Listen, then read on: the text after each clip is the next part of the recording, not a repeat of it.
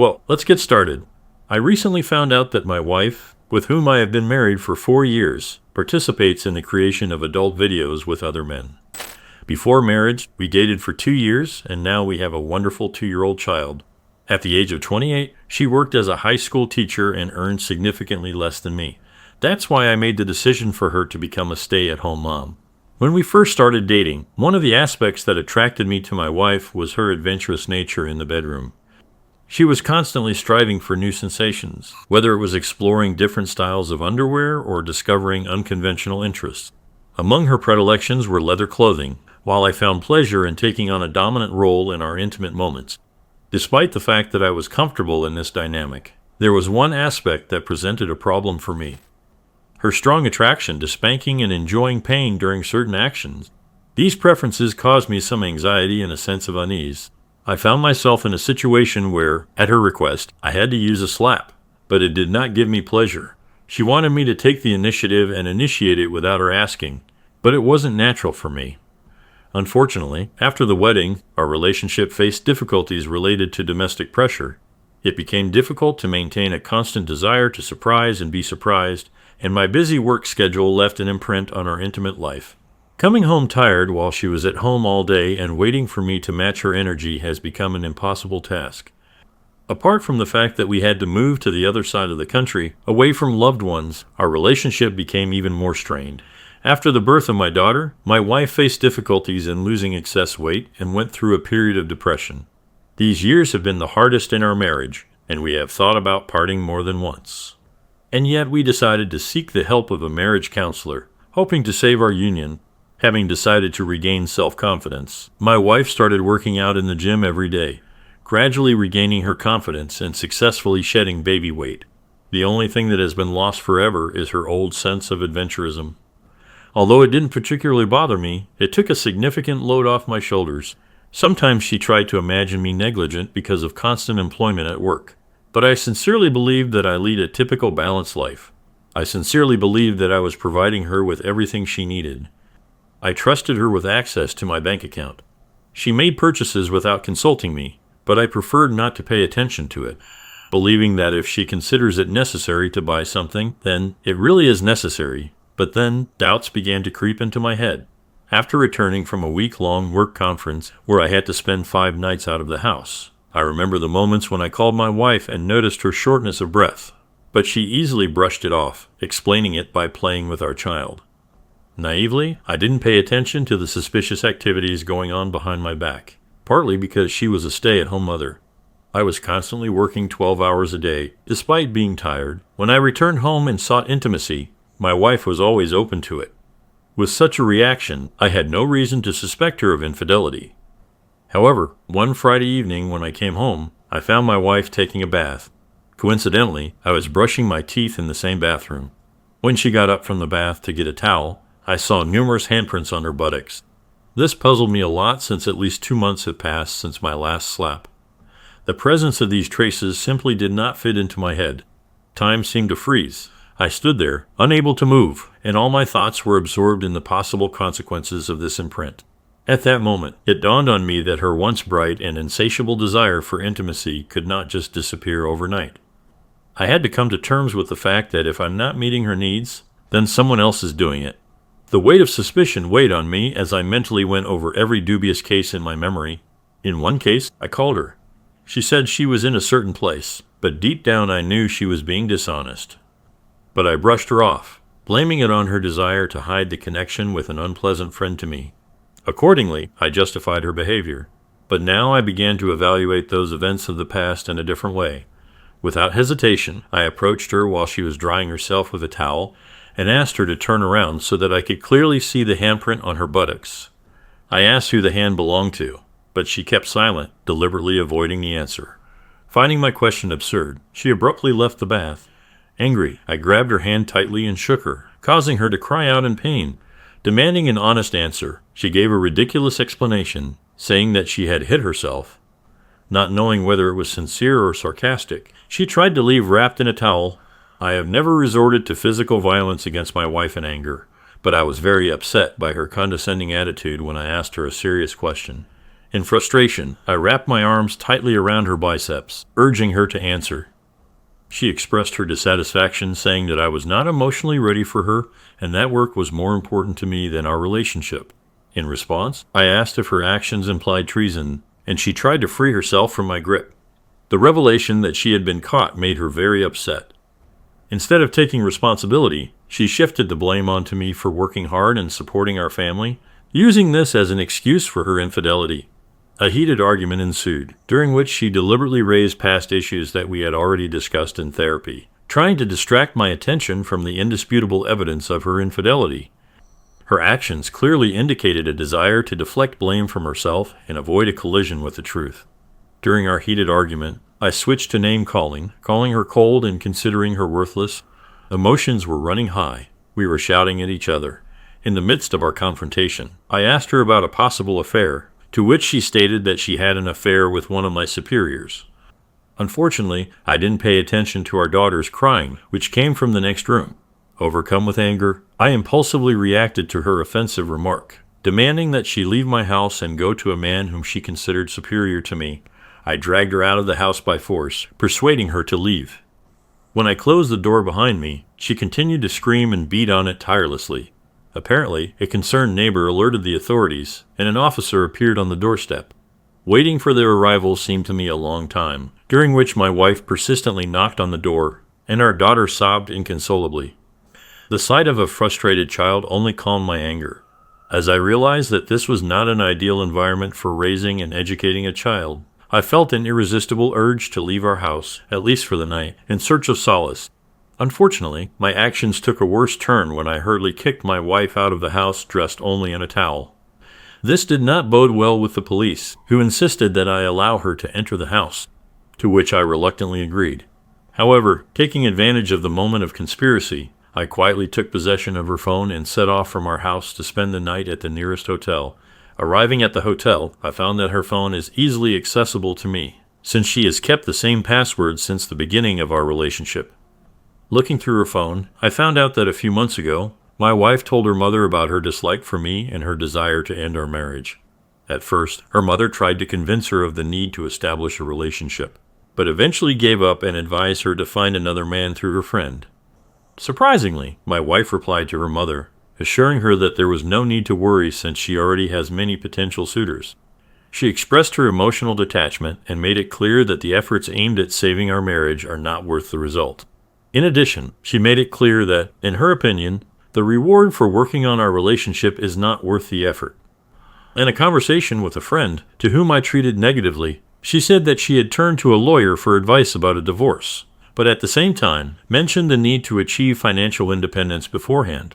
Interestingly, this coincided with the period when she began to quietly withdraw money from my account and hide it in an unknown direction. She confessed to her friend that, according to her lawyer, our marriage has not yet reached the length that is necessary to receive significant compensation. In this regard, she expressed her intention to remain married until she finds a more suitable partner. Then she decided to stay with me until the moment when she will have the right to receive alimony. It was unpleasant for me to realize that she intended to use me to her advantage until that moment came. I was shocked by this discovery and could hardly believe that I had been living with such an evil person all this time. Even worse, I found text messages from a random man on her phone that talked about past relationships. Even more worryingly, I found videos of her having an intimate relationship with another man. To top it all off, she had the audacity to invite another stranger into our house. Judging by the date of the video, I was at work at that time, and my daughter was in the house. When I came across additional photos on her phone, I discovered a collection that raised doubts about her fidelity in the early stages of our marriage. In these pictures, she was depicted in provocative outfits demonstrating her involvement in various unconventional preferences. I was especially alarmed by the fact that these photos were taken before the birth of our daughter. Moreover, in numerous photographs, she was depicted in leather clothes and in frank positions, even when she went to visit her parents.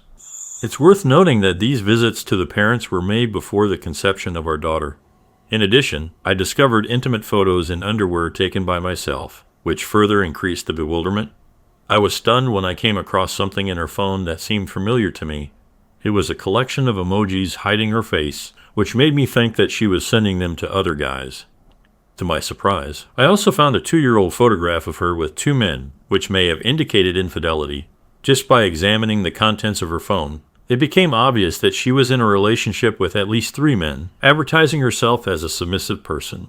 In addition, I found explicit photos that she shared with other men, as well as a video showing a different type of power dynamics. Perhaps it was because of my absent-mindedness that I never felt the desire to check her phone. At that moment, I realized that her love for me was never real, and our marriage was just a convenience for her.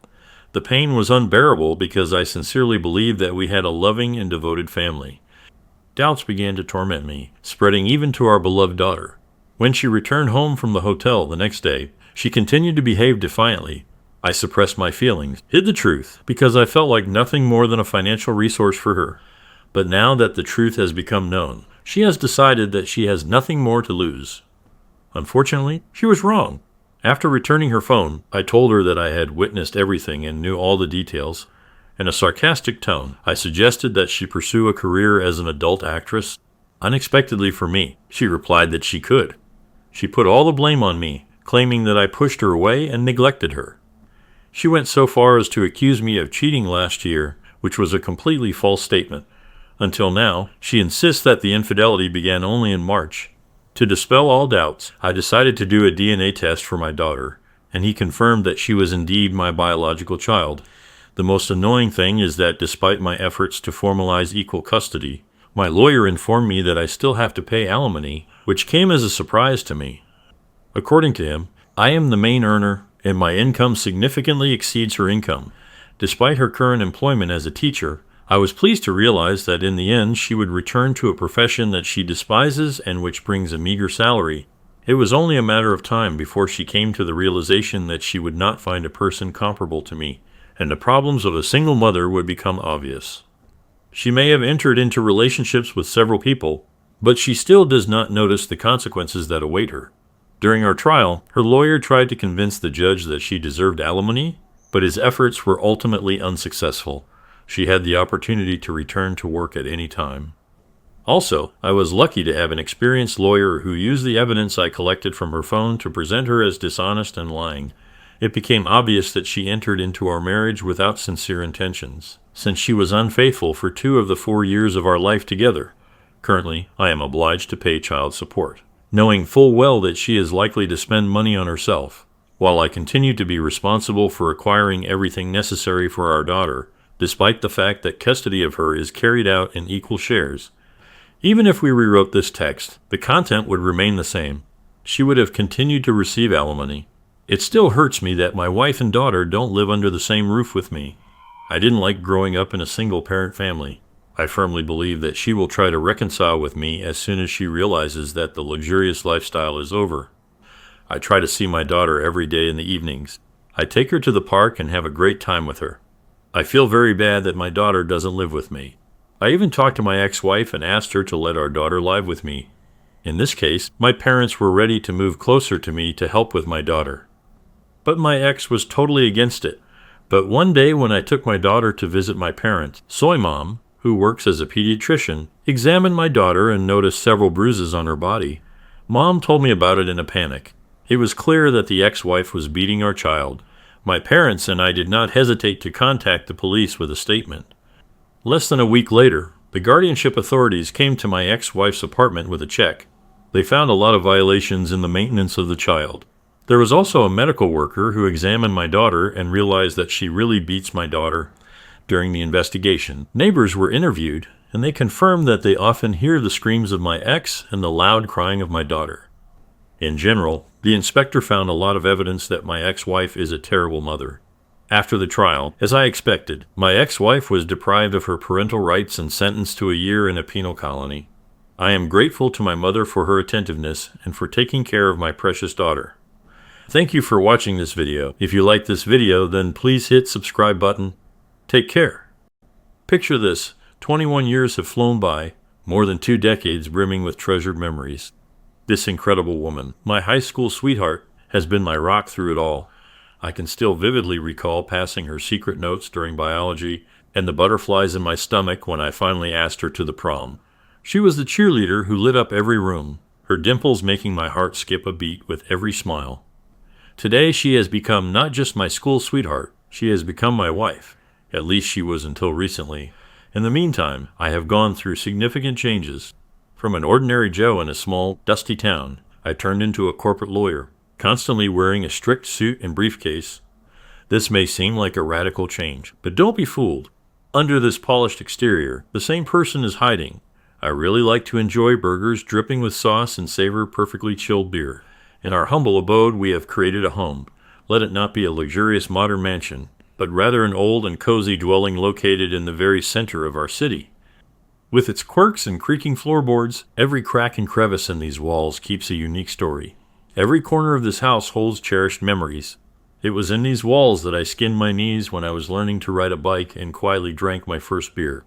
This place is of great importance to us, as it passed to us from my late father, who left this world many years ago.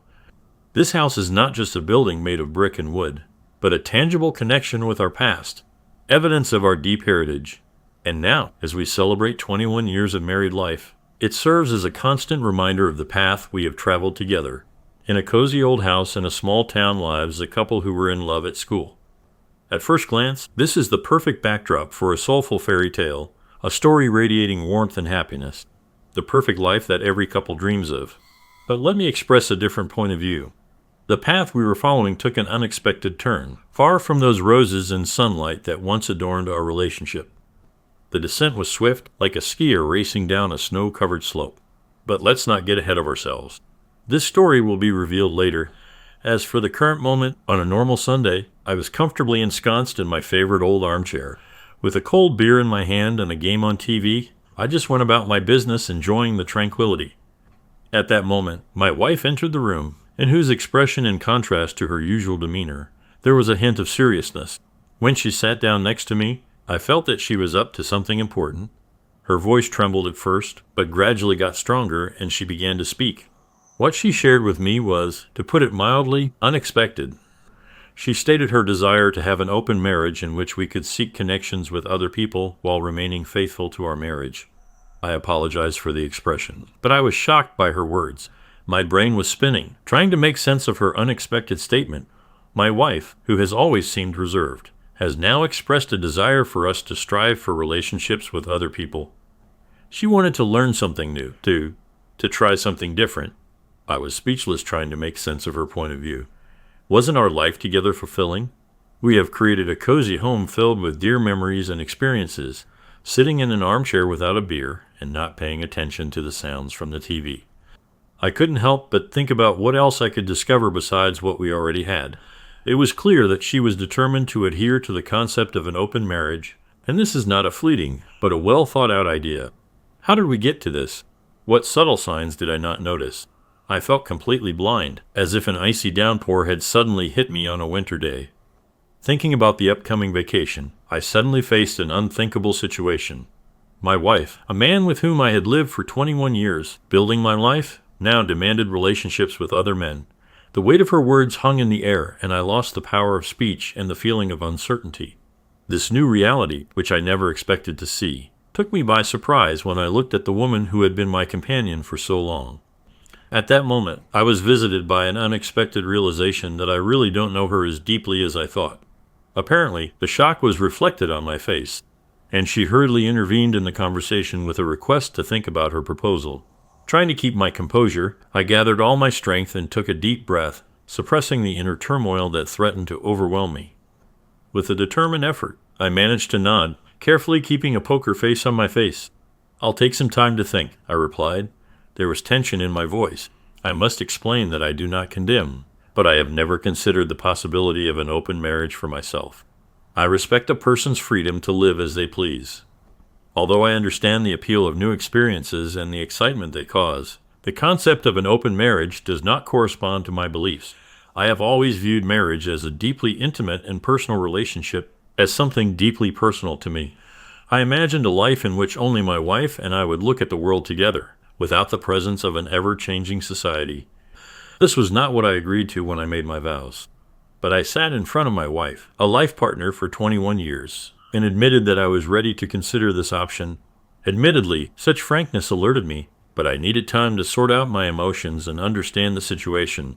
Perhaps I was hoping that this was just a temporary stage, a small obstacle that we could overcome. Despite this, I could not hide from myself the truth that was deep inside me. I was just deceiving myself. In the days that followed, I plunged into deep introspection. I was thinking about our marriage, about the promises we made to each other, about the life we painstakingly built side by side.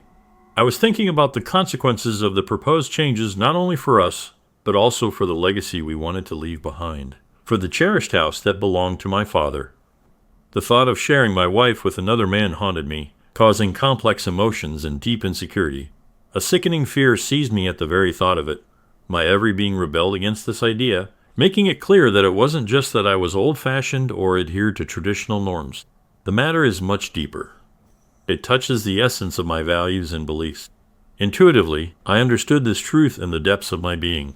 The concept of open marriages simply did not correspond to my personal values. I couldn't imagine sharing a woman I deeply loved, and I couldn't play along with this state of affairs. Therefore, I made a decision that seemed logical to me in the circumstances. I turned to my close friend Frank, who turned out to be an excellent divorce lawyer. It may seem unusual to someone that being a lawyer myself, I turned to another lawyer for help, but everyone has their own unique circumstances. Given Frank's experience in this field, I turned to him for advice, realizing that at that moment, I needed any qualified advice. I told Frank the details of my wife's wishes, and he listened to me carefully without interrupting. When I finished expressing my thoughts, he asked a simple and at the same time important question. What do you want to do yourself? I admitted that I was still in the process of sorting out my emotions and was not sure of my final decision. But deep down, I understood that it was important for me to be prepared for what lay ahead. Given the significance of our 21 years of life, I felt a strong desire not to make hasty decisions. At the same time, I understood the futility of inaction in anticipation of a miraculous resolution of the situation. So I started a frank conversation with Frank, trying to figure out all the possible options. I asked about the consequences that could arise if I decide to get out of this situation. Frank patiently guided me through the whole process, telling me about the likely results and possible problems that may arise in the future. The conversation with Frank turned out to be a very grim discovery, as it further confirmed the seriousness of the situation. A few days later, the moment came, an opportunity to face the truth. I chose to have a frank conversation with my wife, not because I began to accept the concept of an open marriage more, but because I came to a firm decision. I realized that I cannot and do not want to go down this path. It just didn't fit my personality or the essence of our relationship. Or maybe it was because the version of us that I had cherished for 21 years would not fit. Be the same. I waited patiently for both of us to be at home and calm down, wishing that nothing would distract or interfere with us. This conversation was of great importance, and I wanted us to have a space for his open conversation. I asked her to join me in the living room, preparing to make her proposal. I can't, I plucked up the courage to say, looking into her eyes, and met an uncomprehending expression. I saw a flash of surprise, and then it gradually dawned on her. It seemed that she had not fully considered this possibility, not thinking that I could respond with a firm refusal. When she started to gather her thoughts to answer, I raised my hand, motioning for her to pause. This does not correspond to my values. This is not the type of marriage I want, I said. And, to be honest, I don't believe that such a marriage will be useful for each of us. She was silent, her reaction expressed only in a slow nod of understanding. It was as if she carried a sense of disappointment with her, marking the beginning of our quarrel. Instead of a dramatic altercation, it all started with an icy, tense silence, which gradually turned into an unprecedented quarrel. Although I had witnessed my wife's anger before, this time it was felt especially acutely. Her words pierced like daggers, filled with resentment that I had never seen in her. I became the object of the accusation. I was accused of lack of adventurism and restraining it. She reproached me, claiming that I was too ordinary, too boring. I tried to explain to her that it's not that I'm not interesting. It is about preserving the sanctity of our union, about keeping solemn promises. But she still didn't want to understand my point of view. During our heated exchange, I lost track of time, but it seemed to me that it stretched for several hours. Our voices collided, echoing through the room, and we answered each other endlessly. It seemed that years of unspoken grievances were spilling out, flaring up in the strong flame of our differences. Having exhausted myself, I decided to retreat, realizing the need for respite and reflection. It was obvious that she needed the same thing. Without saying a word, I quickly grabbed my jacket and keys and headed for the exit. "Where are you going?" "What is it?" she asked, concern in her voice. "I'm going to the hotel," I replied firmly. "We both need some space." The trip to the hotel was a blur. The consequences of our tense dispute were spinning in my head. Faced with the harsh reality of our relationship, the next day I got behind the wheel and drove to my friend Frank, who was a divorce lawyer. We plunged into complicated details, discussing the division of property, including the house that my father generously gifted us. Unfortunately, Frank reported disappointing news. He said that since my late father had given us the house, she had every right to it. Considering the possibility of selling the house, I instructed Frank to start divorce proceedings on the basis of irreconcilable differences, using the Nevada law on divorce without fault. Returning home after meeting with Frank, I wasted no time telling my wife that I had officially filed for divorce. She stood there, completely confused, and tried to figure out the reasons for my decision, and you know perfectly well why. I replied firmly, not wanting to enter into further discussion. I was determined. I was bursting with anger at her. In a fit of irritation, I demanded that she pack her things and leave before emotions forced me to do something that I would regret later. Despite her attempts to argue and plead, promises to abandon the idea of an open marriage and promises to change, it was already too late. The damage was done, and my decision remained adamant. The destroyed trust and irreparable damage caused led to the fact that she decided to leave. Gathering her thing, she said goodbye and walked out the door. In the following days, I got used to the new daily routine. I faithfully performed my work duties, returned home, cooked my own meals, and enjoyed the tranquility of lonely evenings. I found solace in calmness, enjoying the absence of tension and the newfound freedom to live according to my principles. An intoxicating sense of freedom swept over me, prompting me to meet again with friends I had neglected and take part in social events that I had been putting off for a long time. I went on invigorating hikes, enjoyed the tranquility of camping, indulged in reading, and regularly visited the gym. As time passed, the days seemed to accelerate, gradually easing the initial pain of her departure. Gradually, the pain turned into a lingering one, dulling with time. The divorce hearing passed quickly, like a fleeting moment. We divided the house equally. Everyone got their share. When the house was sold, she received her share of the capital. Surprisingly, my wife did not express a desire to receive alimony since she earned almost as much as I did. Together, we have created a successful enterprise, 2 hairdressers, of course, with my support. After a few months of my new single life, fate intervened. I accidentally met her in a familiar cafe where we often visited together. I saw her next to a man whose name I couldn't name. It seemed that they felt at ease in each other's company, conducting a quiet dialogue while sipping coffee. The sight of an unfamiliar man caused a strange feeling in me. It wasn't envy or remorse. Perhaps it was just a jolt from the realization that she had moved forward. Or maybe it was a slight jolt to the memories of what had happened before. When I watched their communication from afar, the initial wave of emotions quickly passed. Instead, I was overcome by a sense of calmness, devoid of anger and resentment, which confirmed that I had made the right choice. It became obvious that she began her journey to the desired life, striving for freedom and self-realization. A few months later, the house was sold, and we received a significant capital of 350 zizmzer, which we divided equally. Feeling a deep sense of disappointment, I realized that I had no options left to get out of this situation. During the final procedure, I saw her next to the same man with whom she was drinking coffee, and we did not exchange a single word. It was amazing. 21 years of marriage, which in a few months turned us into strangers. But my story didn't end there. One morning, getting ready for work, I walked into my office and saw my ex-wife sitting at my desk. The surprise imprinted on my face must have been a very vivid sight. Looking closely at her, I saw tears pouring from her eyes.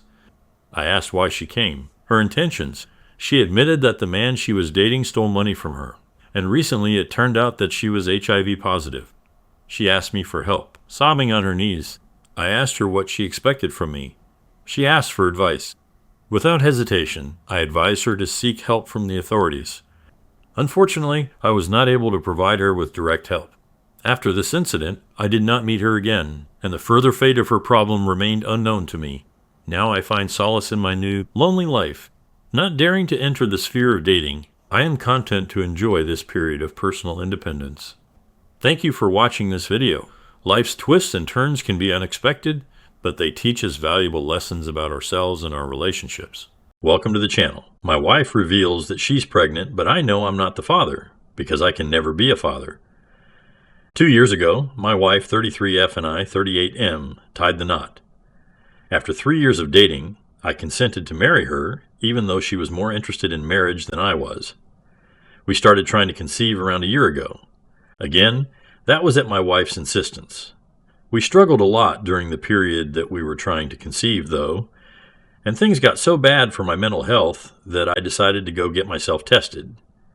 My wife had become mean during the time that we were struggling to conceive, and I'd tried to deal with her behavior, but it was just too much to bear.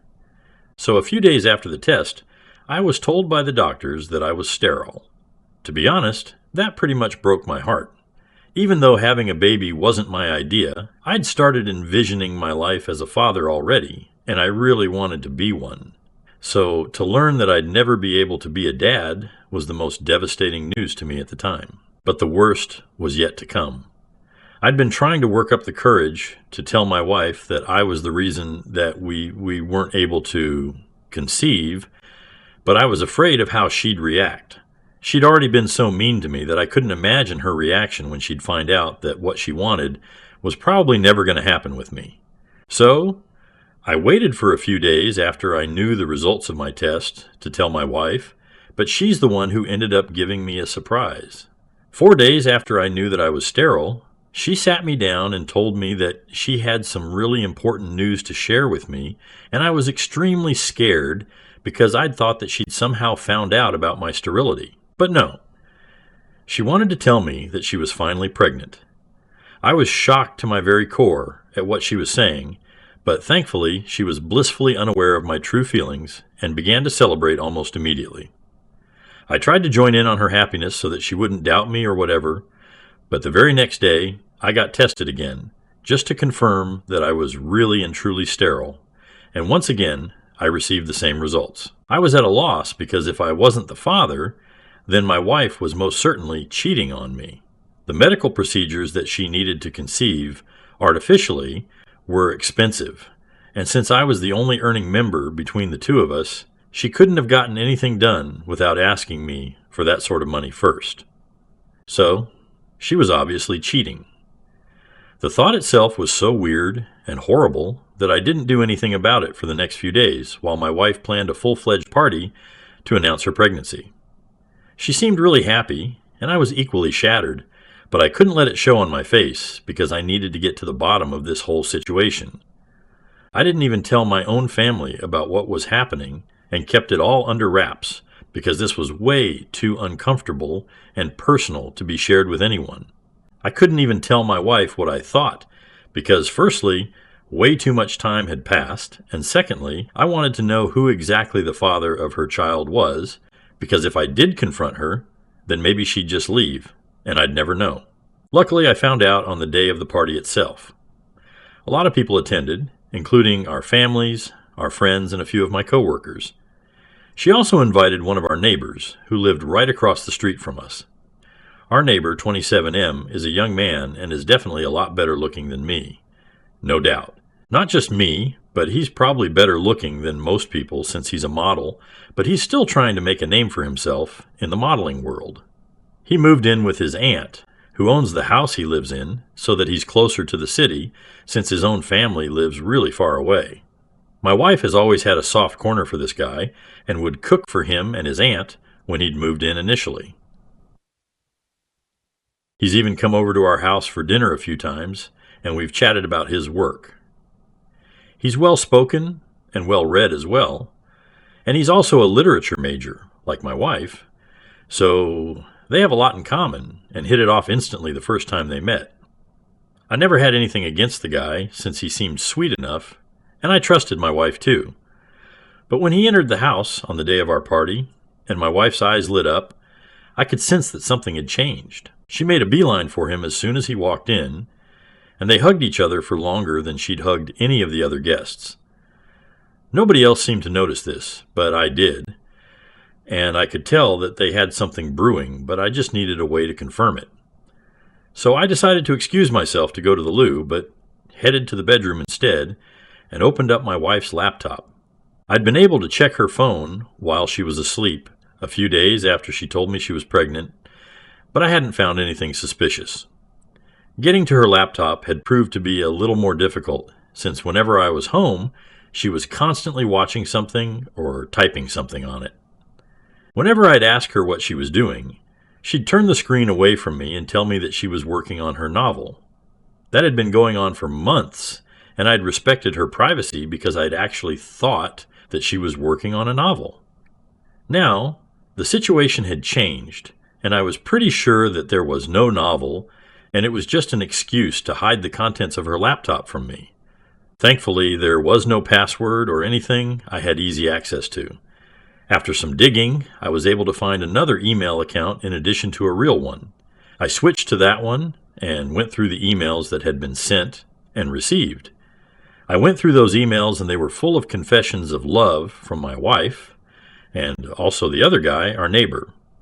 I recognized the email address since he was using his real name.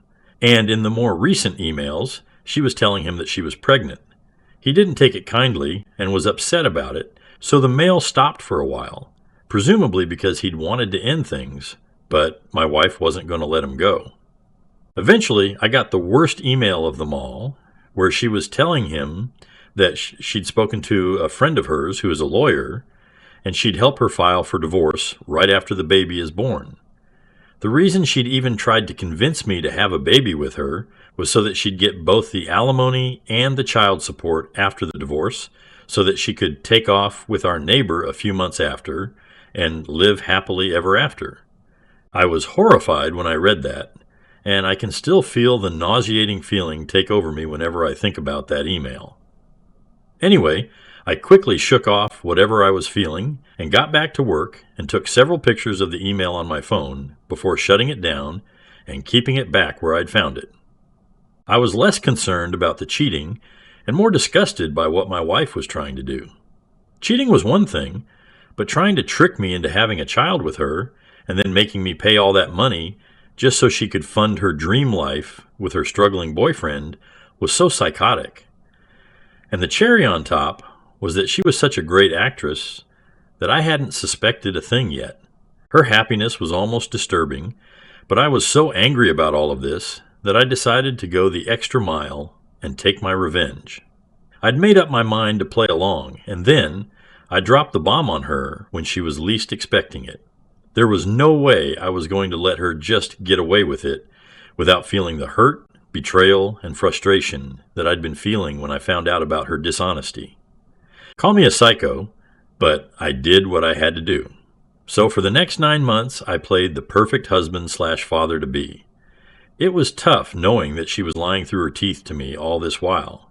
But the more she lied and pretended to be happy with me, the more it strengthened my resolve to see this through. I attended every meeting with her doctor and made sure she took all her vitamins on time and was the best husband that one could ask for. Then, finally, a few days ago, my wife went into labor. I was extremely nervous because who wouldn't be in my situation, but I put that all aside and took her to the hospital all by myself. I'd called her parents already, but not mine, since I didn't want them present there in case things became too dramatic. Anyway, her parents had to drive for an hour to get to the hospital, so we had some time to ourselves. And that's when I chose to drop the bomb on her. Once she was safely inside the room, I told her that I was going to go out and call our neighbor so he could be here for her. She looked taken aback and stuttered a bit while saying that there was no need for that, and she didn't want a stranger in the room while giving birth.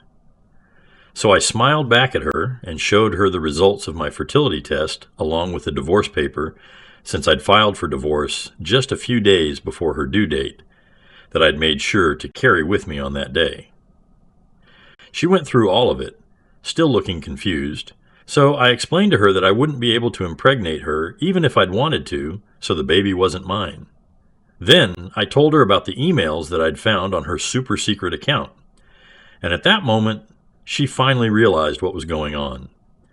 The look on her face was priceless as I walked out, and she struggled to come up with words. I thought I'd need to stay in the hospital myself too, because that's how fast my heart was beating when I finally walked out and called our neighbor up to inform him that my wife was in labor. I didn't even wait for his response and hung up as fast as I could. Then I got into my car and waited for my wife's family to show up. As soon as I saw her dad's car pull up in the driveway, I got out of there as fast as I could. I even turned my phone off for good measure and drove for a while until I got to this motel a little out of town. I'd packed my bags already a few weeks ago and had them stashed in the boot of my car so that I had all that I needed with me and wasn't caught unprepared at any point. I spent the rest of the day watching television, drinking beer, and doing everything I possibly could to take my mind off of things. I went to sleep that night quite peacefully, knowing that I was finally done and dusted with this whole act. The next morning, I woke up and finally turned my phone on. Naturally, there were hundreds of texts from my wife and my neighbor, none of which I bothered to even open, but I did go through some texts that my parents and brother had sent me. I guess my wife had probably contacted them when she couldn't reach me, so I decided to call my parents back and speak to them. I told them that I'd be coming back home in a while, and even told them to get my brother there, if possible, so that I could explain the entire situation to them, because they did deserve an explanation for what was happening. I drove to my parents' house, and my brother was already there, all of them looking confused and kind of annoyed, which was but natural because to them, I just missed the birth of my own child, and it also made them miss the birth of their grandchild. But I sat them down and explained the whole story to them and told them my reasons for what I'd done, and by the time I was done telling them, they were speechless. I was ready to be bombarded with questions and accusations, but nothing of the sort happened. All my dad said was that he hoped nothing worse would happen, and if the others had any other comments, they didn't say anything, so it was all chill on that front. That was a few days back, and while my family hasn't said much, my wife has gone above and beyond to accuse me of ruining her experience of becoming a mother for the first time. She's been trying to call me and text me ever since I left, but I haven't answered anything. Even my neighbor texted me a few hours ago saying that my wife was really upset and that we should keep our differences aside for her sake and at least try to sort things out with her for once. I can't believe the audacity that these people have. Still trying to talk to me and make it seem like this is some petty thing that I'm getting pissed about. He mentioned a couple of other things as well in his text, like how my wife had started to fall back in love with me during her pregnancy, which had been a shock for both of them as well, so I should at least try to give our marriage a second chance. I call BS on that, because if she'd started to fall for me again, then why was my neighbor still in the picture? I don't know why they think I'm that stupid. My wife is upset, but there's nothing I can do about it. She's mostly angry that I'd known everything right from the beginning, but had chosen to be with her and put up with this whole act and accused me of lying to her. Ida for staying with my wife throughout her pregnancy and misleading her despite knowing that the baby wasn't mine and she'd been cheating on me with our neighbor. Update 1. It's been close to a week since the baby was born, and I've been staying in a hotel room. I haven't been over to see my wife yet, and neither do I plan on going either. She's still texting and calling me, but I don't know why, since I've made it pretty clear that I'm not interested in speaking to her or hearing her out. I haven't blocked her yet, but I have blocked my neighbor since he'd taken it upon himself to text me and remind me that my wife was still holding out hope and wanted me to get back to her.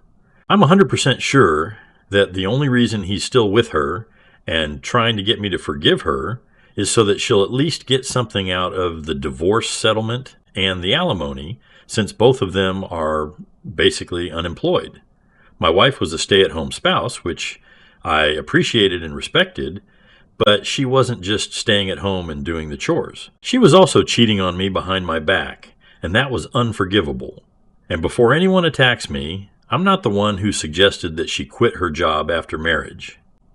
In fact, I was quite supportive of her back when we were dating, and she used to work, but she's the one who said she wanted to quit and take care of our home instead, so I didn't stand against that either, since it was her choice and I earned well enough.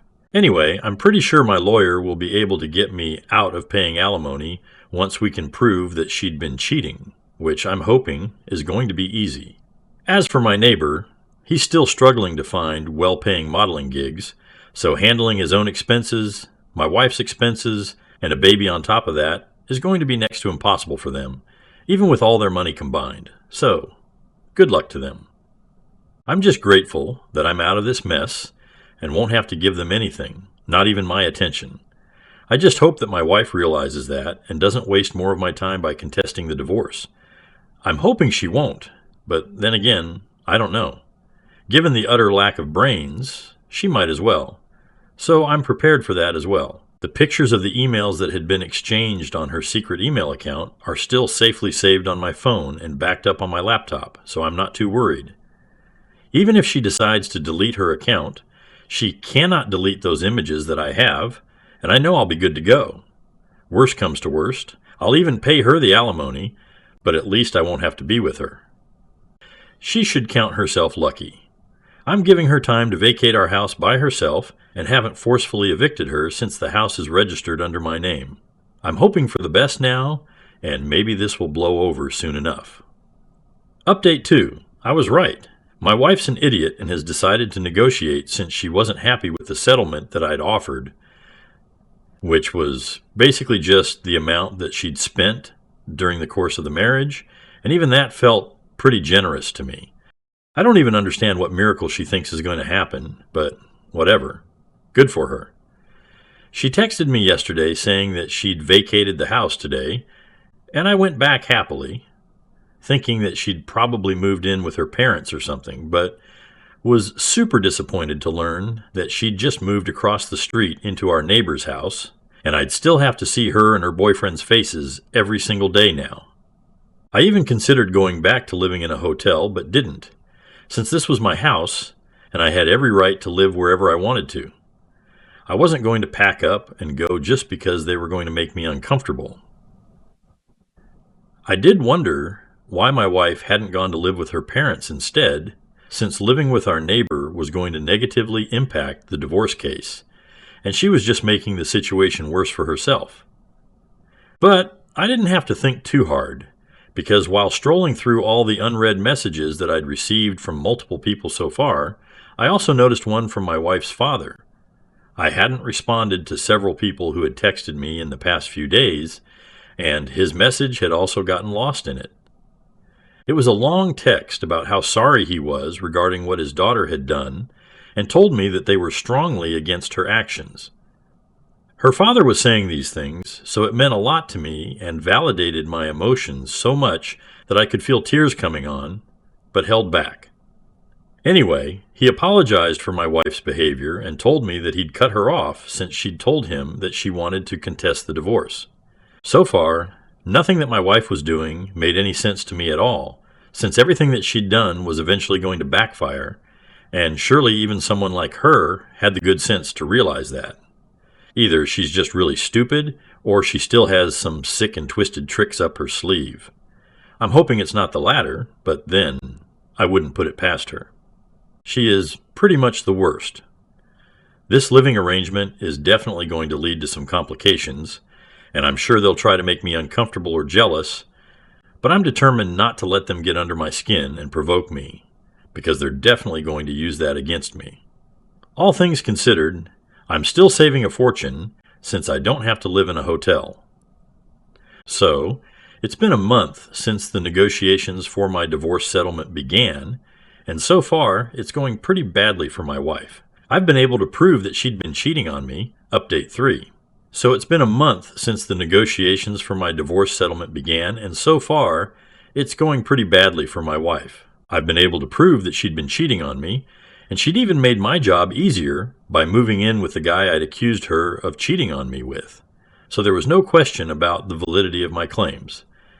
She tried to make up some false accusations about how I was an alcoholic, which is also why I was sterile, and that's why she'd gone ahead and had an affair since when we were trying to conceive. I'd become really cruel and bitter towards her, But that was all disproved quite easily, since everyone knew I'd quit drinking last year when we decided to start trying for a baby and haven't touched alcohol since. Again, I don't know why she thought that would work, and it was pretty damn stupid on her part. I guess she was just grasping at straws, since her initial plan had failed miserably, and now she was too busy being a mother to be a scheming mastermind. She was too busy, and her baby daddy was too stupid, so there they were. By now, both of us are well aware of the fact that the chances of her walking away with any alimony at all are very slim, and I guess she must have told her boyfriend this since a few days ago. She was quite unceremoniously kicked out of his house with her baby. Yeah, that's right. I heard a lot of screaming and shouting from their house. And then, within minutes, I saw my wife and her son being pushed out of the house, while the father screamed absolutely disgusting things about her and called her every name in the book. I was watching all of this happen from my living room, and the second I saw him shove my wife out while she was carrying the baby, I rushed out to help. Enmity be damned. I couldn't let a poor innocent baby suffer for something that isn't even his fault.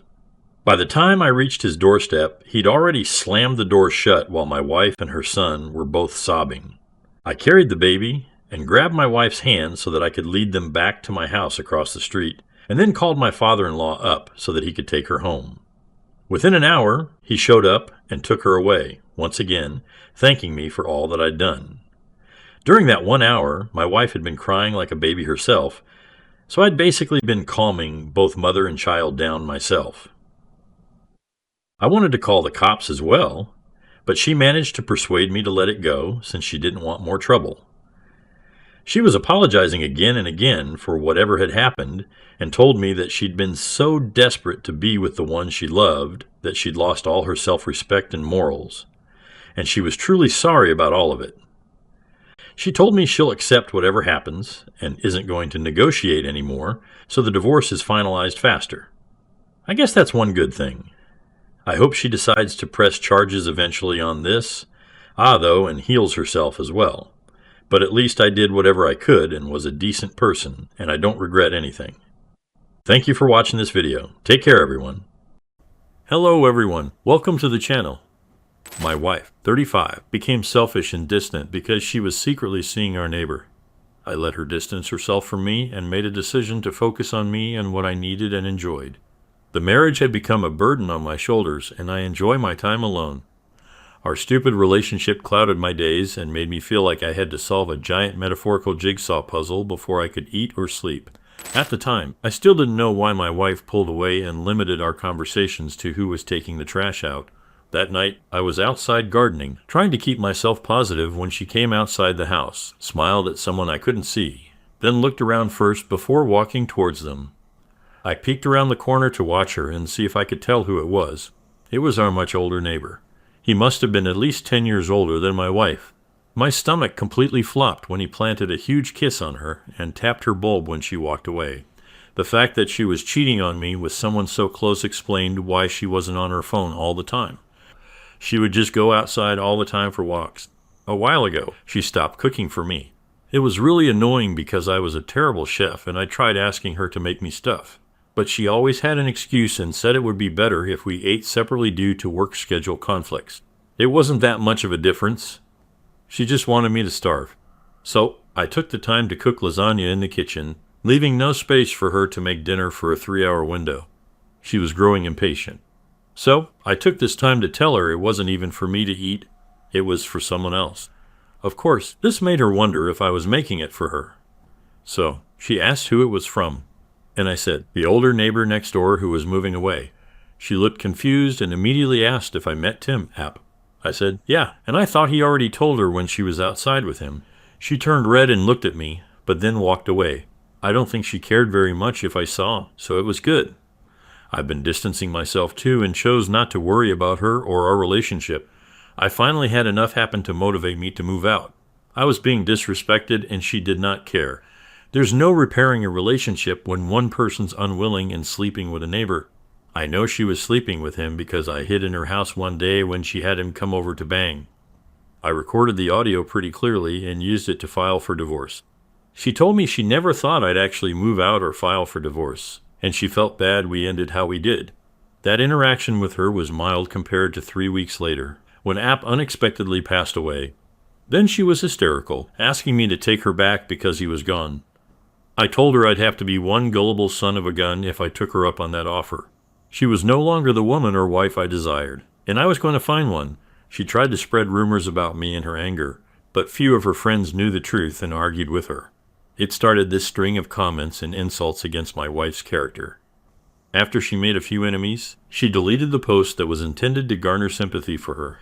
Sadly, 3 weeks after App passed away, my wife found out she was pregnant. I knew it was now my child, so she was pregnant with a deceased man. She and her mom moved in with her to help afford the house and raise the baby. It was not an arrangement she was happy with. She had no privacy and certainly a rough dating life ahead of her.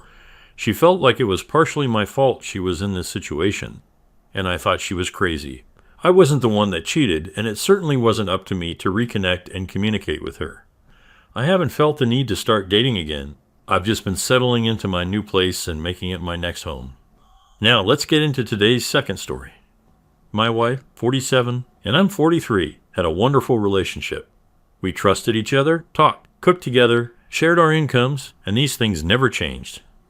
She knew she was extremely talented and smart, but she was humble about it. She didn't like women that loved staring in the mirror, camera on, social media, or hearing their own voices.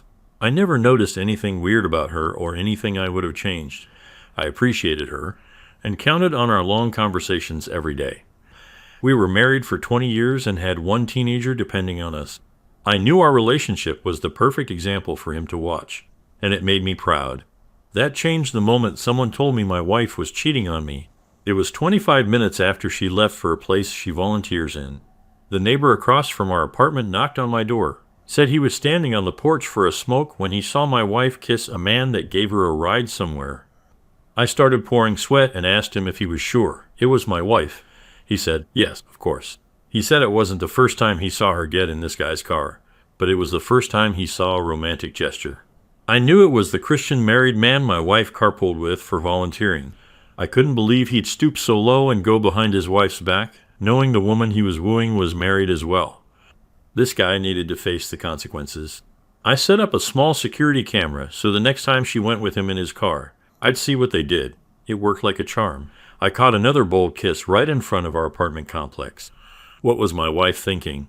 You don't just start kissing other people when you've been married for 20 years and have a teenage son to be an example for. When my wife got home, I showed her the video. I'm pretty sure she had to change her pants. She was mortified. She tried to say it didn't mean anything. It was just supposed to be like a friendly greeting kiss, but I wasn't buying that. I told her she had to stop volunteering so I could keep an eye on her. She agreed wholeheartedly, and I agreed not to tell her son anything yet. I certainly dreaded the thought of having to tell him his mom and I were getting a divorce. So, we went everywhere together for 3 months. Then she started asking me if she could go to various places really quick, like the library, food store, gas station, a lunch run, or whatever else she thought was an innocent sounding, but disinteresting enough for me not to go.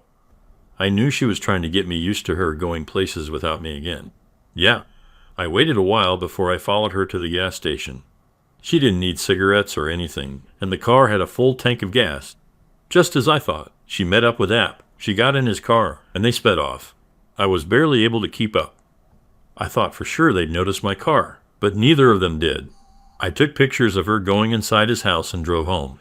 I walked around outside while I called the church and asked the receptionist for a P's landline number. When I called it first, no one answered. I waited 1 hour before calling again. By now, my son asked where his mom was. I told him I wasn't sure, but probably volunteering again. So now I was lying to our son, and she was going to cause us to divorce. So much for being our son's wonderful example of a married couple. I knew he could still learn something from all this when he was older, but I was bitter at the time. He went up to his room and App's wife answered when I called the second time. I told her she wasn't going to want to hear what I had to tell her, and it would probably be better if her husband wasn't around. She said he wasn't and pressed me to go on. I told her the truth and mentioned the proof I had. She was completely blown away, just like me. Her husband's behavior never changed, and they had a good marriage. I apologized and sent her the proof. App's wife agreed to help me by playing a role in a plan to really get back at them. She showed her cheating husband the evidence, but told him he could keep the house if he signed divorce papers immediately. He agreed, but the divorce papers she put together said she could keep the house. He wasn't very observant, so she pretended to move out, staying in my apartment while her divorce papers were finalized and App moved my ex into his house. My son was very understanding when I explained that she really needed a place to stay. My divorce was also finalized, and the landlord took my wife's name off the apartment since she thought she was moving in with App. Happily ever after. I could not believe my wife didn't care more about leaving her teenage son to live with just his father. She didn't take the time to talk with him or anything. She hurt him. I know he told her she did. And when she finally called him, full of shame, that was after App's wife returned with papers ordering them to vacate the premises. My wife begged me to let her come back, but I overheard my son on the phone with her telling her he didn't want her to come back just to leave again. And he knew I wouldn't and shouldn't take her back. He was very mature, but I hated that he was so involved in this just because my wife needed a place to stay. Now, since they had nowhere to go for a while, they stayed in a hotel, and then App got an opportunity to stay with someone, but he couldn't take my ex with him. He left without hesitation, giving her $50 as a parting gift. What a loser! She was left in a bad place. I think she started sleeping in the church, but no one told me anything about her, and she wouldn't talk to me or our son about her situation. I know she was feeling the consequences of losing the long-term family she helped create. Thank you for watching this video. If you liked it, please support us with a like as well as subscribe to our channel. Take care, everyone. Welcome to the channel. My ex contacted me after her perfect husband cheated. Now her toxic friends are attacking me for not taking her back. She just got divorced. Her husband left her for a younger woman. She is 36. I'm 38. Her husband is 43 and left her for a 23-year-old Swedish girl at his work. She has 3 kids with him, 1 8, and 2 young ones 3 and 4. She contacted me on Facebook, saying she couldn't breathe when she saw my face again. She said I was so handsome and that she aged and all this stuff, saw me on the alumni page of our college when I decided to join the group. I decided to answer her back, pretending to be friendly, but the pain came back. I forgot about this woman, and it took me 3 years to get over her and move on. I still remember her making a pact with some girls in our class, saying she would never date me. That's what one of the girls told me she said. The other girls told her I was weak, not good enough for her.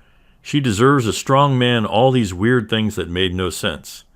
It was like they were jealous and planting seeds in her head. I still remember telling her, you shouldn't tell those girls everything about our life. If you even say something like you were sad or hurt, they will try to plant seeds. She cried and said she didn't know how to trust. Well, she trusted them over me and ended up cheating, making out with 10 people, including mutual friends and 2 of the girls who I thought were our close friends. This was around mid-2000. She claimed she was drunk. She tried to work things out with me, but the trust was broken. I tried but couldn't do it, so I just left. It was hard missing her and holding her and her smile. I only got over her when a friend of ours ran into me at the bookstore, and we talked about old times. I asked about her, and she told me she moved on from me really quick. She never asked about me. She never missed me. She started dating several guys, including one of our friends. All my friends were basically her friends as well. What's sad is I was friends with them first, and then she came along, and I decided these were not good people to be around. They all hid what she did away from me, and all told her negative things about me. She ended up getting married. This is what she told me in her post, and said she saw me during COVID. She still works and said she was so grateful for being able to have a high-paying job during this time, and I told her I was laid off and a bum to try to get her to lose interest more. She said her husband cheated on her, told her one day that he met another woman and it shook her. She couldn't stop crying. He left her in 2019, and she tried to fight for their marriage, but he said he got his mistress pregnant, and they finalized the divorce quickly. She said she wants full custody, but he gets to have them from time to time. He said that was the least he could do for the pain he caused. She told me this was the man her sister and girlfriends all picked for her. They basically approved him. He wasn't a good-looking guy, not charming, but he had a head on his shoulders and took care of his mom and family. She told me this was the guy she chose over me, and when she said that, she started crying. She asked me about my life and if I was married or had kids. I said no. So she messages me showing pics of us together, and like everything was like old times, and I'm getting enraged. Like, how the hell does this woman think everything is good? Does she not know how she ended our relationship? She took their side over me. She left me for dead. She never cared to check up on me, and now she only contacts me when she lost her looks. Her husband left her and used her. I remained calm, and she asked to hear my voice. She said, "Can I call you?" I don't know. I figured, okay. And the moment I say hello, she starts crying. She said, "I can't believe it. My stomach is empty. I miss your voice. I can't breathe, and it's real tears like flowing." And I said, "Are you okay? Don't cry." She tells me she couldn't stop thinking about me, how I used to smile at her, how I was so spontaneous and would make her laugh and charming. And she said she remembered the cologne I wore, everything. I'm on the phone containing myself because I'm mixed feelings here. I'm happy and sad, happy to hear from the woman I loved many moons ago, and sad because she stabbed me in the back and never gave a crap about me. We talk, and she asks to meet up just one time. I hang up the phone. She texts me and says I'm sorry. I text back and say, "Sorry for what?" She can't answer. She said I can see you in person. It's easier for me to explain. I said it's best we not meet in person with this COVID and all. She said no. They let you go out to eat outside. We can catch a bite. I need to see you or I'll crumble. I can't. She told me she listened to the wrong advice and should have listened to me, but she struggled. She told me she cried for days, struggling on what to do. She wanted to be with me, but they told her I was a bum and will never be anything, and that I was a pretty boy and pretty boys always cheat. So she cheated on me to get me to not like her anymore. She claims that's why she made out with multiple people at a party, because she knew I wouldn't stop loving her. And she said her friends and family didn't like me, and she couldn't choose me over them. Then me being the caring person, I didn't want to hear that. She already been through so much, and her husband left her. She has nobody, etc. So I said, please don't bring that up. It's hurting me too. I don't want to get angry. It's the past. Let's move forward. Focus on your kids, and maybe some single father will date you. And you guys can have a blended family or something. I asked my aunts and female cousins for advice, and they told me she is a devil. She is a wolf in sheep's clothing. Don't give her the time of day. This woman never loved you. A woman who loves you will die for you. She will never want to see you hurt. You are a good man. You care too much, and she knows that. Why are you feeling sorry for her? My aunt then tells me, ask yourself this. When you were hurting, was she there for you? If you were in her shoes, would she do the same for you? I said no, she wouldn't. Just recently, her girlfriends messaged me and said if I really loved her, I would give her a second chance. When I read that, I was pissed off. Loved her second chance. What the F about me? She broke me, left me for dead. And now they're trying to put a guilt trip on me like what the F. I just messaged back and said I didn't mean to hurt her. But she left me for that guy. How would you feel? She said I understand. But just because she has 3 kids doesn't mean she can't love you. She did love you before. Forgive her and move on. You aren't young yourself either. So, this friend who I knew as well as talking to me like this, she was one of the girlfriends who advised her that I was no good. She hooked her up with that guy she married. So, I'm saying to myself, if this girl really did love me, why is she still talking to this no-good woman and having her message me? Then 2 days later, her father messages me saying my daughter is hurting here, and she would just like some closure. Could you at least give her that? I'm shocked again. Closure. Why do I need to give her what she wants when I wanted closure? She never gave me anything. She left me for dead. I can't believe it. This is the man who hated me guts and loved that guy. She married the plain guy who cheated. Now he has the nerve to force me to get back with his daughter. This is crazy stuff, and I'm glad my aunts and cousins told me what the real truth is. And her father trying to get me to take her back after she was used up and tossed to the curb with 3 kids. After this man even told her that her husband was a much better man than me. I'm getting angry here. How should I handle this situation? Please help. Update 1. I struggled, but I had to meet her. I already made a mistake by answering her messages on Facebook and then letting her call my phone, and I met up with her. I tried my best not to be angry or show anger. When I met her, she was already waiting outside in front of the restaurant. She saw me walking up there. I had my mask in my hand and didn't notice her at first until she saw me. I was walking, and I saw someone crying with their hands covering her face. It was her, and she ran up to me and hugged me. I didn't hug her back. My hands were to my side. She was making like a big scene, and people were there. An older woman walked by us and said, "Are you guys married? "Is he coming back from the service?" I said, "No, just an old college friend." The old woman said, "Well, she is hell as emotional for just an old friend. You guys are cute together." I was already thinking this was a bad idea. She was making a scene, getting all emotional, and people looking at us like we were in love or she was in love, and they were going, "Kiss her." I kept my composure, and we ordered and waited for our food outside. She looked older, a little bit more weight. She told me, "I miss you," and that her heart is pounding. We started talking. She showed me photos of her daughters, and I said, "They look just like their father," and she was really happy. But for me, I wasn't. She was acting like everything was all good, and I just played along. We ate and finished our food, and I wanted to talk to her privately. So I said, "Let's walk toward that park area and sit on a bench and talk." I said, "So what is the reason you wanted to meet me?" She said straight up that she misses me, and she told me to please listen to her and not get mad. She isn't good at explaining. She told me she messed up. She told me she understands if I don't want anything to do with her.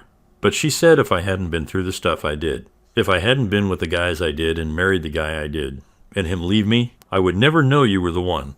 I then snapped on her. I couldn't take this.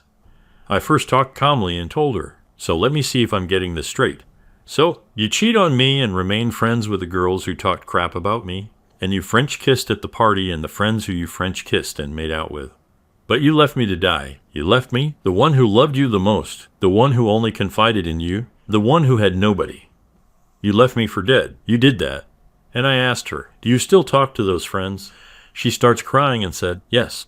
"So, you abandoned me, and now you want me to be part of your life again after your husband cheats on you, leaves you for a younger woman." She goes, "I understand." While crying, I said to her, "Do you know how offensive and shameless this is that you would have the nerve to suggest what you suggested? Like I'm winning some type of prize. What the F do I get that's special? What do you have to offer me that these younger women don't? You already cheated on me. You already left me for dead. You lied. You betrayed me. You still talk to those people, and you chose them over me and listened to them over me, and you had kids with another man. So that shows to me that you are using me, that you don't care about me. You think I'm some type of sucker who will just forgive you."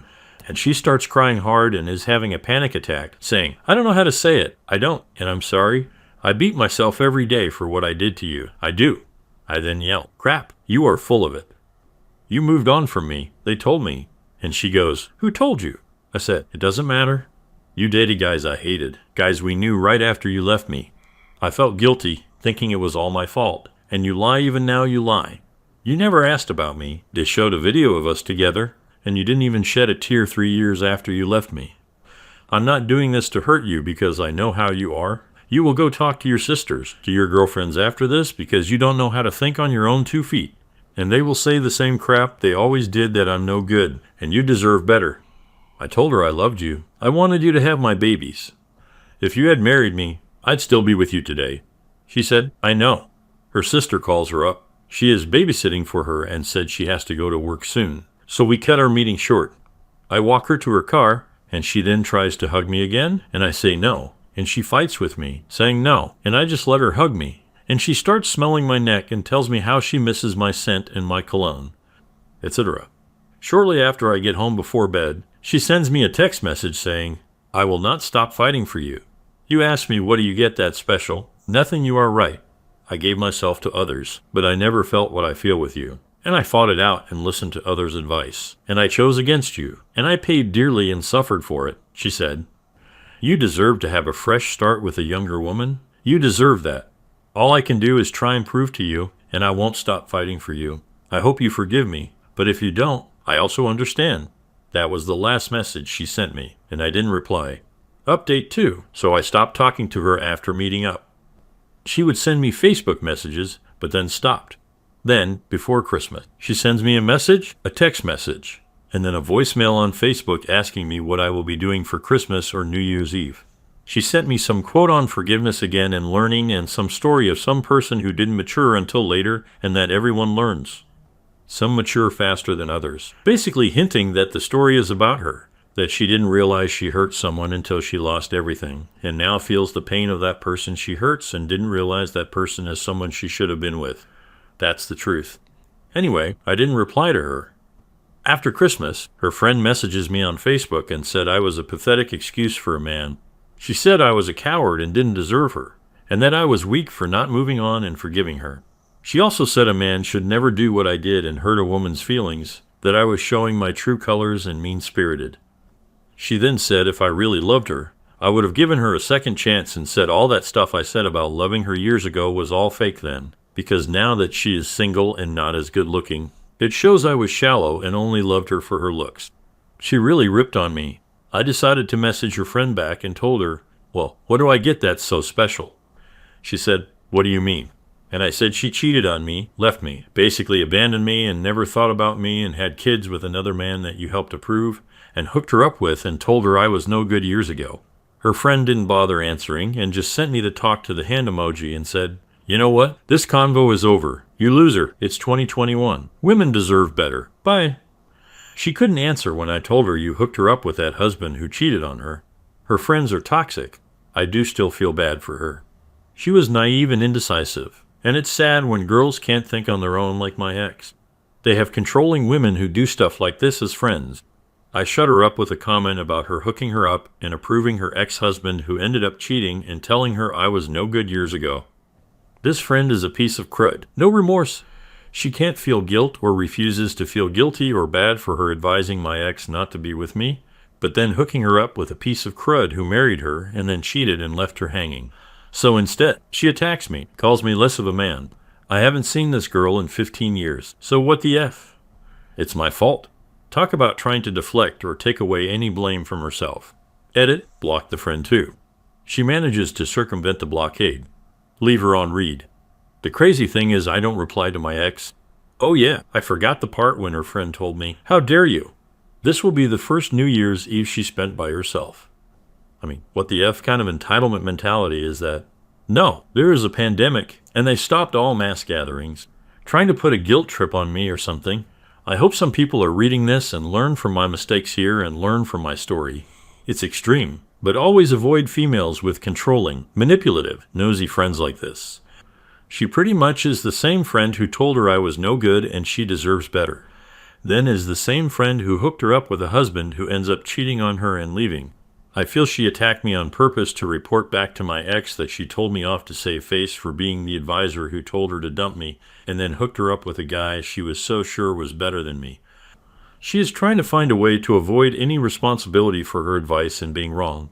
I think she got jealous because she saw several girls no inviting me over for the holidays, and I ignored her message and invitation but responded to their invites and just said, I'll see what's up, but text me back on my phone.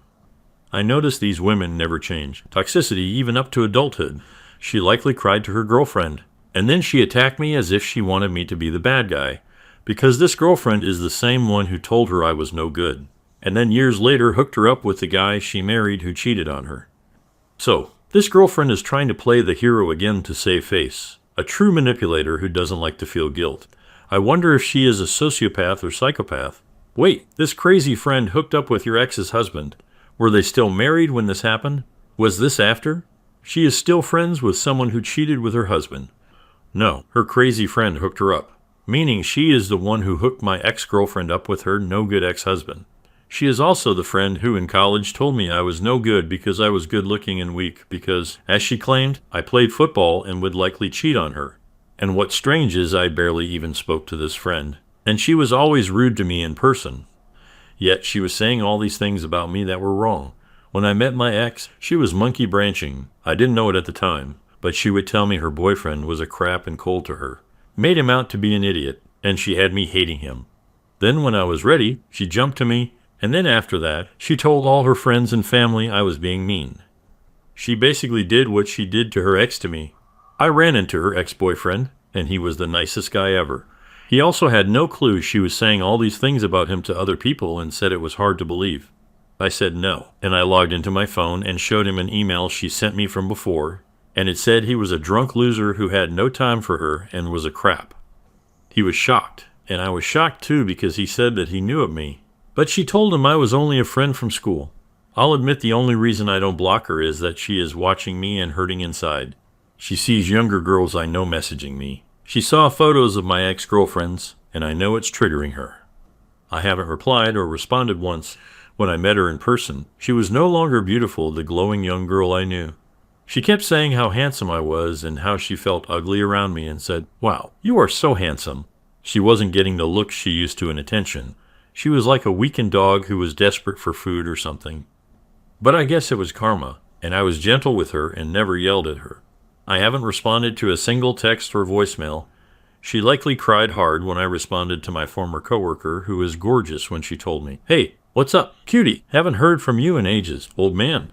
She is 27, and she calls me an old man, but she said she is moving back to California and wants to meet up with me. I think when I was responding, she read them and got jealous or hurt and did the same thing she always did, cry to her sisters or friends. I feel bad for her. She is indecisive. I'm a good person and have no hatred or malice. Other guys would have done some revenge hate segs and crushed her bad. Not me, because I moved on, and only the painful memories remain. I remember in college, if we disagreed on something and I was upset, she would run and cry and call her sister or friends, and they would tell her what she wanted to hear, like it's not her fault. She cannot handle guilt or being wrong. Also, she struggled with her decision. I remember her telling me that her sister told her to give me an ultimatum and checklist. The crazy thing is, when we were dating, she told me, while crying, that her friends said I was weak and would likely cheat on her because I, according to them, didn't like how I shook a girl's hand, and because I was a pretty boy and was on the football team. So, she was struggling with her decision. She was indecisive and can't make decisions on her own. Also, her friends knew she got cheated on in high school, and it hurt her, so they likely used that to manipulate her. All her friends are not good looking. She was the pretty girl, and they all have ugly boyfriends or are single. Even her ex-husband was not charismatic or good looking, and I'm not being shallow. This is just what a female friend of mine just told me, that toxic women are shallow, and if they cannot have the bigger, better deal, they get jealous of their friends who have a charming or sexy man. She said these are frenemies. What's funny is they told her I was a pretty boy and will likely cheat. Yet the only husband is the one who cheated. Strange how their insecurity showed, judging me for my looks, claiming because I modeled and played football, I was going to end up cheating. She surrounded herself with yes women. These women make her feel good and always kiss her crap, and tell her she is never wrong when she does something, so she enjoys that. Also, I remember one of her girlfriends told her, "You got to sample different penis before settling down." She told me her friend told her this. They also started crying when my friend told them she was so in love with me and can't stop thinking about me. Her fat friend, who was one of the worst frenemies, started crying, saying, "But you won't spend any more time with us." Her sister also told her to provide an ultimatum or checklist to me. Her father also was in the military and said a man should do this and that and would get mad if a guy didn't open the door for a woman. So, she started judging me, saying, "Why didn't I hold her hand when walking in the mall?" But the man her father, family, friends approved of is the man who ended up cheating on her. While I was loyal, but they judged me, saying I was just a pretty boy who would eventually cheat. Thank you for watching the video. Take care, everyone. Welcome to the channel. Wife slept with her boss, suggested opening our marriage, then had second thoughts when I fell for another woman. Hello all? Never once did I think I would get to this point, to the point of reaching out to strangers on the internet for guidance, but here we are. My wife and I have been together for 10 years, but married for 8. We met in college and were each other's first and only. I honestly thought we had a unique and beautiful relationship because of that, but it appears that was just me. Some time ago, my wife began working at a new company. At first, she found it difficult to fit in because she's always been reserved, but after encouragement from me, she made friends with a group of girls, some of whom were single, divorced, or dating, but non-married. At first, I was happy she made friends, but then she started going out for drinks, partying, or something other thing her friends had planned. I became concerned by her change in behavior and tried to talk to her about it, but at the same time didn't want to restrict her in any way. It started to affect our relationship in the bedroom. My wife wasn't one to initiate intimacy, but with her continued going out, she was either too tired or wasn't in the mood. At some point, her company got a new manager whom my wife and her friends had taken a shining to. She began mentioning him in passing, but it got a point where pointing how he handled certain problems that didn't seem to be work-related. I questioned her on her fascination with this man, and she brushed off my concerns. She even started asking if I regretted not having more experience with women, to which I said no, because she is all I ever needed. I swore I thought for a moment I saw a flash of sadness in her eyes, but she quickly changed the subject. She started mentioning open marriages as a way to spice up our marriage. I was taken back because my wife was never this kind of person and not that liberal legally, to be honest.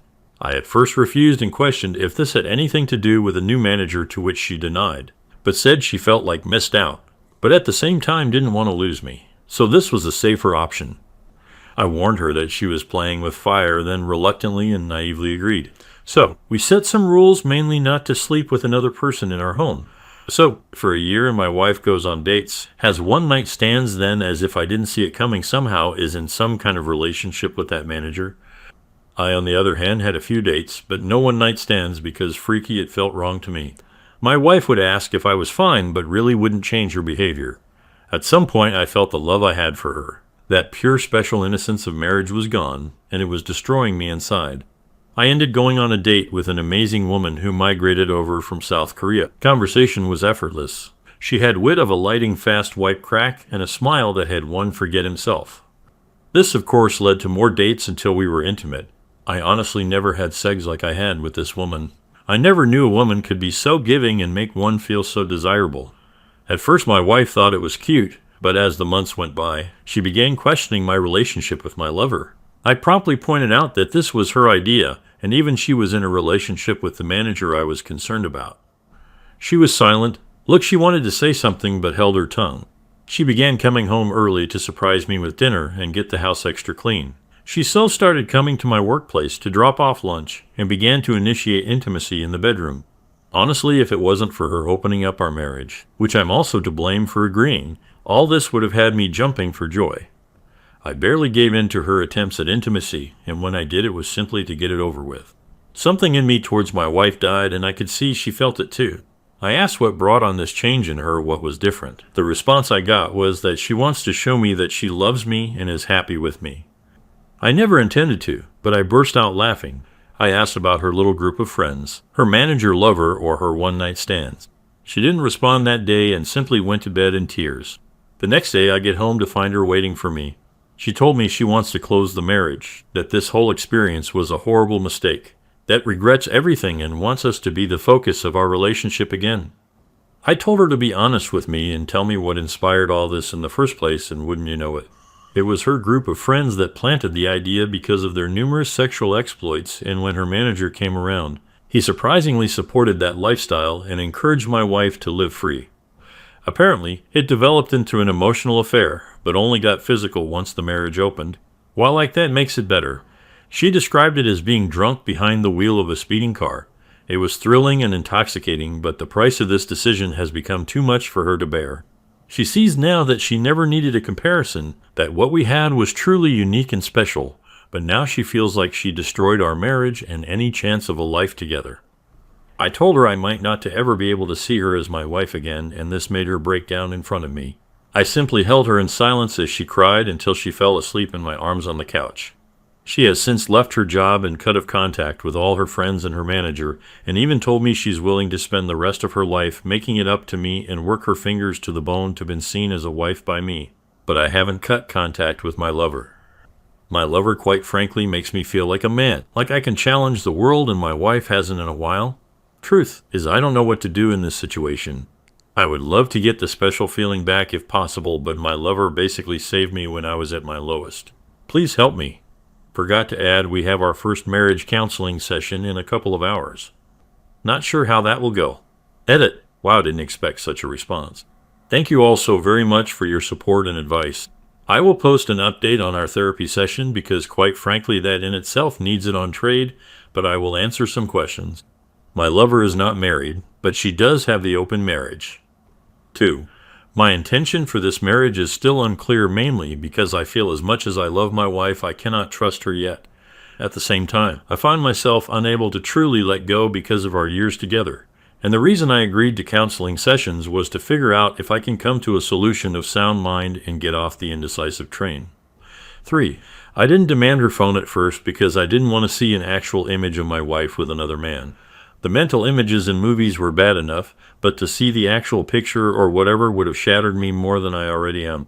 Forget to mention this morning as I got out of the shower, I saw my wife holding my phone and silently shaking as she read a message I had received. I just took it from her and didn't say anything. The message was from my lover. It said, "Good morning, handsome. I slept in your t-shirt last night because I miss going to bed and waking up in your arms. I miss greeting the new day with a kiss from you. I think this messed up my wife quite a bit because she has basically been shadowing me for the past 2 hours, even when I went for a jog. She never once jogged with me, not a single time during our entire relationship. I met her on an evening when my wife was on one of her dates. I was coming from out of a bookstore, where I spent most of my evenings when this whole fiasco started. She, my lover, was being followed by a short, beefy man yelling at her, and when I saw him grab her arm and violently turn her around, I unconsciously step in. I practice judo, but it's nothing spectacular. With that, I was able to restrain him and accidentally dislocated wrist. It turns out she got him fired for sexual harassment, and he didn't take it too well. Afterwards, she insisted on buying me coffee as a thank you, to which I agreed. As for her reaction to the open marriage was at first hesitation. She was adamant about not being a homewrecker, but after she learned the full scope of my wife's actions for me, she basically threw caution to the wind. I saw him grab her arm and violently turn her around. I unconsciously step in. You have 2 options of stories you can tell your grandchildren. Either I saved your grandmother from a laggard, and she fell into my arms, or your grandmother once took a year off to try out a bunch of crap, and I wiped tear. Was totally okay with that. Shoes. Update 1. The therapist seemed nice and experienced. She appeared unbiased and actually eager to help. Even though it was our very first session, my wife took it as an opportunity to lay it all out, it seems. She confessed that this group of friends made her wonder if she had missed her chance because she was committed to her first boyfriend and had no other experiences, that she never had the same adventures some of these supposedly amazing women had. Remember, some of whom are divorced, but none are married. The therapist pointed out that this can be and often is detrimental to a marriage due to the difference in mindset. My wife seemed to agree, then added that after the new manager started approaching her, some of these friends encouraged her to see where it goes, that this was a chance for her to explore or discover herself. She obviously felt guilty, so she says, so she never did anything physical until one of the divorced ones suggested an open marriage as a loophole and told her that some couples come out stronger because of it. So, after regrettably, again, so she says, convincing me to open up the marriage, her so-called adventure began. It was intoxicating and blinding, but lacked real substance, not like the kind we built over the years, and she started to question her reasons for doing this. She said she could see the hurt in my eyes, but told herself this was an adventure. She said she'll never forgive herself for this. She chanced to have an amazing experience, so the gravity of it all never hit until she noticed a change in me. At first, she assumed because I went on dates, I would gradually accept her situation and be okay with it. But that all changed when my lover became a constant appearance in my adventure. Apparently, I started to smile again for no reason, and my eyes would light up when I would get a text message or when I cheerfully left the room to answer a call. She said she suddenly felt a pit in her stomach and started to get mini panic attacks for no reason. She went to her friends for advice again, but they said it was a normal reaction for me to have during the adventure, but when the same divorced one who suggested this in the first place said it looks like his lover makes him happy, is when the reality of it all finally dawned on her, and the very real possibility that another woman and not his wife gave him joy almost made her pass out. She realized how ridiculous this all was and begged them to help her win me back. But they just told her if she couldn't deal with it, why did she open her marriage in the first place? She knew then and there that these people were toxic and a threat to our marriage and the life we built. Hence, she's been on a mission to win me back by any means necessary. I, on the other hand, didn't share much, but I did let the counselor know about the situation on my side with my lover still in the picture, to which the counselor said no resolution could ever be reached with my lover still in the picture, and suggested we book another appointment after tomorrow.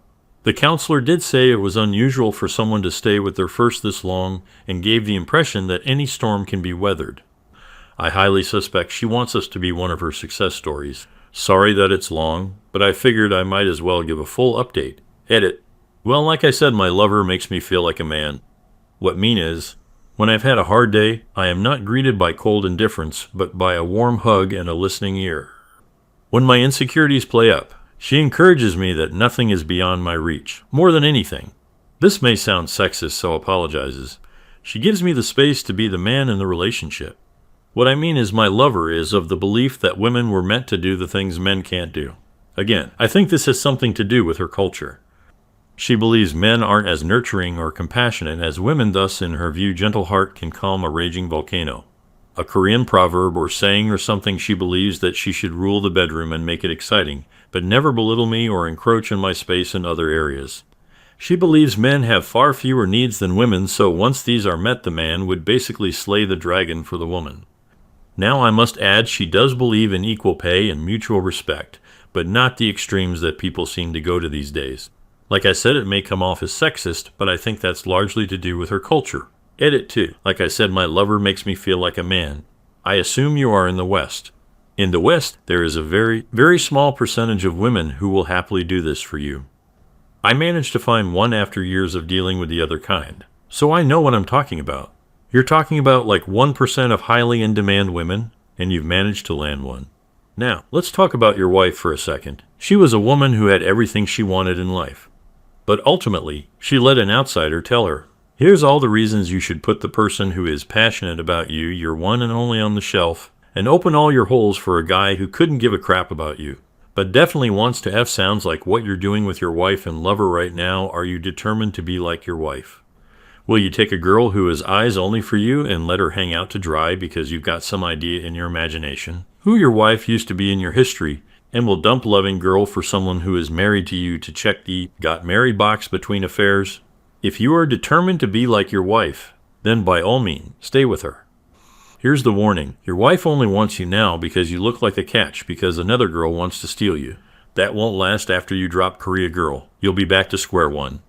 And when that happens, you'll have lost both your wife and Korea Girl because a woman who makes a man feel like a man is in high demand. And then you'll be back on here. Update 2. Thank you to everyone who has reached out. I apologize for not being able to reply to each and every one of you, be it inbox or on the post. Anyway, here's the update so far again. Thank you all for your support. It's quite literally been an episode of Jerry Springer. I have since moved into an apartment owned by my brother for a ridiculously cheap price. He owns properties and would have let me stay for free, but I refused that. Just a little of what I have uncovered about my wife's behaviors and some unsettling things about her manager. During our second session of counseling, I asked some of the questions that some Redditors asked one, if she was sure nothing physical happened before the opening of the marriage. She looked towards the ground and begged me not to make her say it. She said if she said it, then it would destroy us, but after some pushing, she shared that it wasn't physical, but they touched themselves in front of each other. This douchebag convinced her that since it wasn't physical, it wasn't technically cheating, and that they were simply enjoying each other's full beauty. I was absolutely floored by this, and she started shaking and hyperventilating. Snot even began flowing from her nostrils as she cried and apologized to me. At this point, even the counselor was taken aback and had a look disbelief. My wife got on her knees and hugged my legs, saying how sorry she was, too. I then asked her what really changed her view of him. She said after she started pulling back from the group as a whole, his behavior towards her changed. Then one evening, as she was leaving a meeting, she passed his office and heard him speaking about her to another male colleague. He said he was surprised at how easy it was to get her, and how she is living proof that you can't trust the quiet ones. When the colleague asked if he actually fancied her, his response was that she was a pleasant distraction and that he had absolutely no intention of breaking up with his fiancée.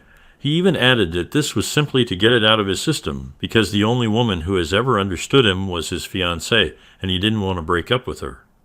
He also mentioned how he felt bad for me, but you snooze, you lose. My wife, upon realizing that she was nothing more than a piece of meat to this man, added by the fact that she betrayed me for a cheap thrill, actually made herself slaughtering in that moment. She said she left her workplace and vomited in the parking lot. She also added that her first thoughts were, "What have I done?" and my name. "Please forgive me. I'm so sorry, 3. I then asked her if she loved him and when it was that stopped loving me. She looked me dead in the eye through tears and said she never stopped loving me, which honestly makes it worse, and that he was just something different. She thought it was love, but now realizes how foolish that was. She squeezed my arm with surprising strength and said she knows she messed up, but she misses us and the connection we had before all this. She even suggested we move away and start afresh, just the two of us, just as it was meant to be. I then told her it wouldn't be fair to my lover, and that I need time away from her to process all of this. It was like she had a meltdown at those words. She started sobbing harder and saying incoherent things. She held on to me as if I was going to disappear. Took some time for both me and the counselor to calm her down. The counselor managed to convince her that maybe time apart could help us heal. Now I wish I could end the update with just this. But as we got home, I began to pack. My wife got a video call from her laptop. It was one of her former friends in tears. It turns out that after my wife resigned this friend and the manager began a fling of their own, but apparently she had a pregnancy scare which caused them to basically turn into Dr. Jekyll. To make matters worse, she had a boyfriend whom she apparently could see a future with him, and the only reason why she even had a fling was because she was curious of the experience. Funny how that seems to be a trend. Her boyfriend found out because he discovered an email between the two discussing the potential pregnancy, but the manager basically accused her of baby trapping him. Of course, he left her, and the reason why she made contact is because she was under impression that my wife managed to save our marriage and was desperately seeking advice. I just turned and left and have been staying in the apartment ever since. Once again, thank you all for your thoughts and helpful advice. Update 3 first and foremost. Thank you to everyone who took the time to reach out and share either helpful advice, your own similar life story, or just offered an ear for me to rant. It truly means a lot. Well, quite a bit has happened. The former friend who had the pregnancy scare was indeed pregnant, but the stress of losing her boyfriend and being humiliated by the affair caused her to lose the baby. She basically turned ballistic, went full scorched earth on the manager. She exposed him to all upper management and his fiancée. I happened to find his fiancée on Facebook, was curious, and this woman is basically the poster child of pretty small town girl. Based on her profile, she's a special needs teacher who is a homebody and is very family orientated. My very first thought was, what the hell is he doing messing around with other women when he's got her at home? Honestly, why men like him end up with women like her is one of the greatest mysteries of life. The former friend actually got in contact with me. She wanted my side of the version of events because she was collecting evidence against him, but she wanted to do it in person. She already had her COVID test, and so did I, and I agreed. From the moment I saw her face, I knew she was broken. The dark circles under her eyes and her red-colored iris clearly showed she didn't get any sleep and was haunted by her own thoughts. She thanked me for agreeing to meet her and immediately apologized for her role in my wife's adventure. Turns out her and my wife spoke again, and that's when she learned I had moved out. She didn't blame shift and wanted to take responsibility, hence why she wanted meet in person. I thanked her for her efforts, but asked her why would she go this far. She said losing both a child and the love of her life changed who she was at the core. She said she can hardly look in the mirror without feeling disgust, and she can hardly sleep because all she sees is her ex's face the day he found out. This woman clearly hated herself, and this meeting might have been a form of punishment for her. She tells me since fraternizing among coworkers is a breach of conduct, and more so because he was in a position of influence, he will most likely be fired and possibly blacklisted from that field as a whole. But the same may be true for her as well, and she has accepted it. She left after getting my side of the story and apologized again. I needed to get a few things from the old place, so I picked a time when I thought my wife wasn't home. Unfortunately, she was there. But what surprised me is that she had most of our wedding photos out on the coffee table as well as others, and she was staring at them. When she noticed me, I could see she was crying. She tried to hug me, but I gently pushed her aside. She tried to offer me lunch, but I told her I wasn't hungry and that I wouldn't be long, just needed a few things. Before I could proceed, she said she had something to show me. She pulled out her phone and showed me a message she received 2 days ago from her former manager who berated her. It was from a new number since she blocked his old one. Apparently my wife helped her former friend expose him to all relevant parties, and he was fuming. She said she got the idea from Chump Lady and Marriage Builders. She thought by exposing the secret she was removing its power as well as giving us I told her I was glad that she had the courage to do that, but it doesn't change anything between us. I also informed her that I will be stopping marriage counseling, but will do individual counseling instead. This made her sob softly, and she said she understood. I know I am supposed to feel either elation of the actions taken or rage, because it took this long, but I feel numb towards her. This isn't normal, hence why I want to address it in individual counseling and not marriage counseling. I have also seen a divorce lawyer at my brother's recommendation just to be safe. As of now, I am not really willing to fight for this marriage, and it seems my wife can sense it. Before I left, she tried to initiate intimacy, but when I refused, she yelled and asked, "What does my lover do for me that she can't? What does my lover give me that she can't?" She, in a voice so loud I am sure the neighbors heard it, said that whatever it was I wanted she, wife, would do it.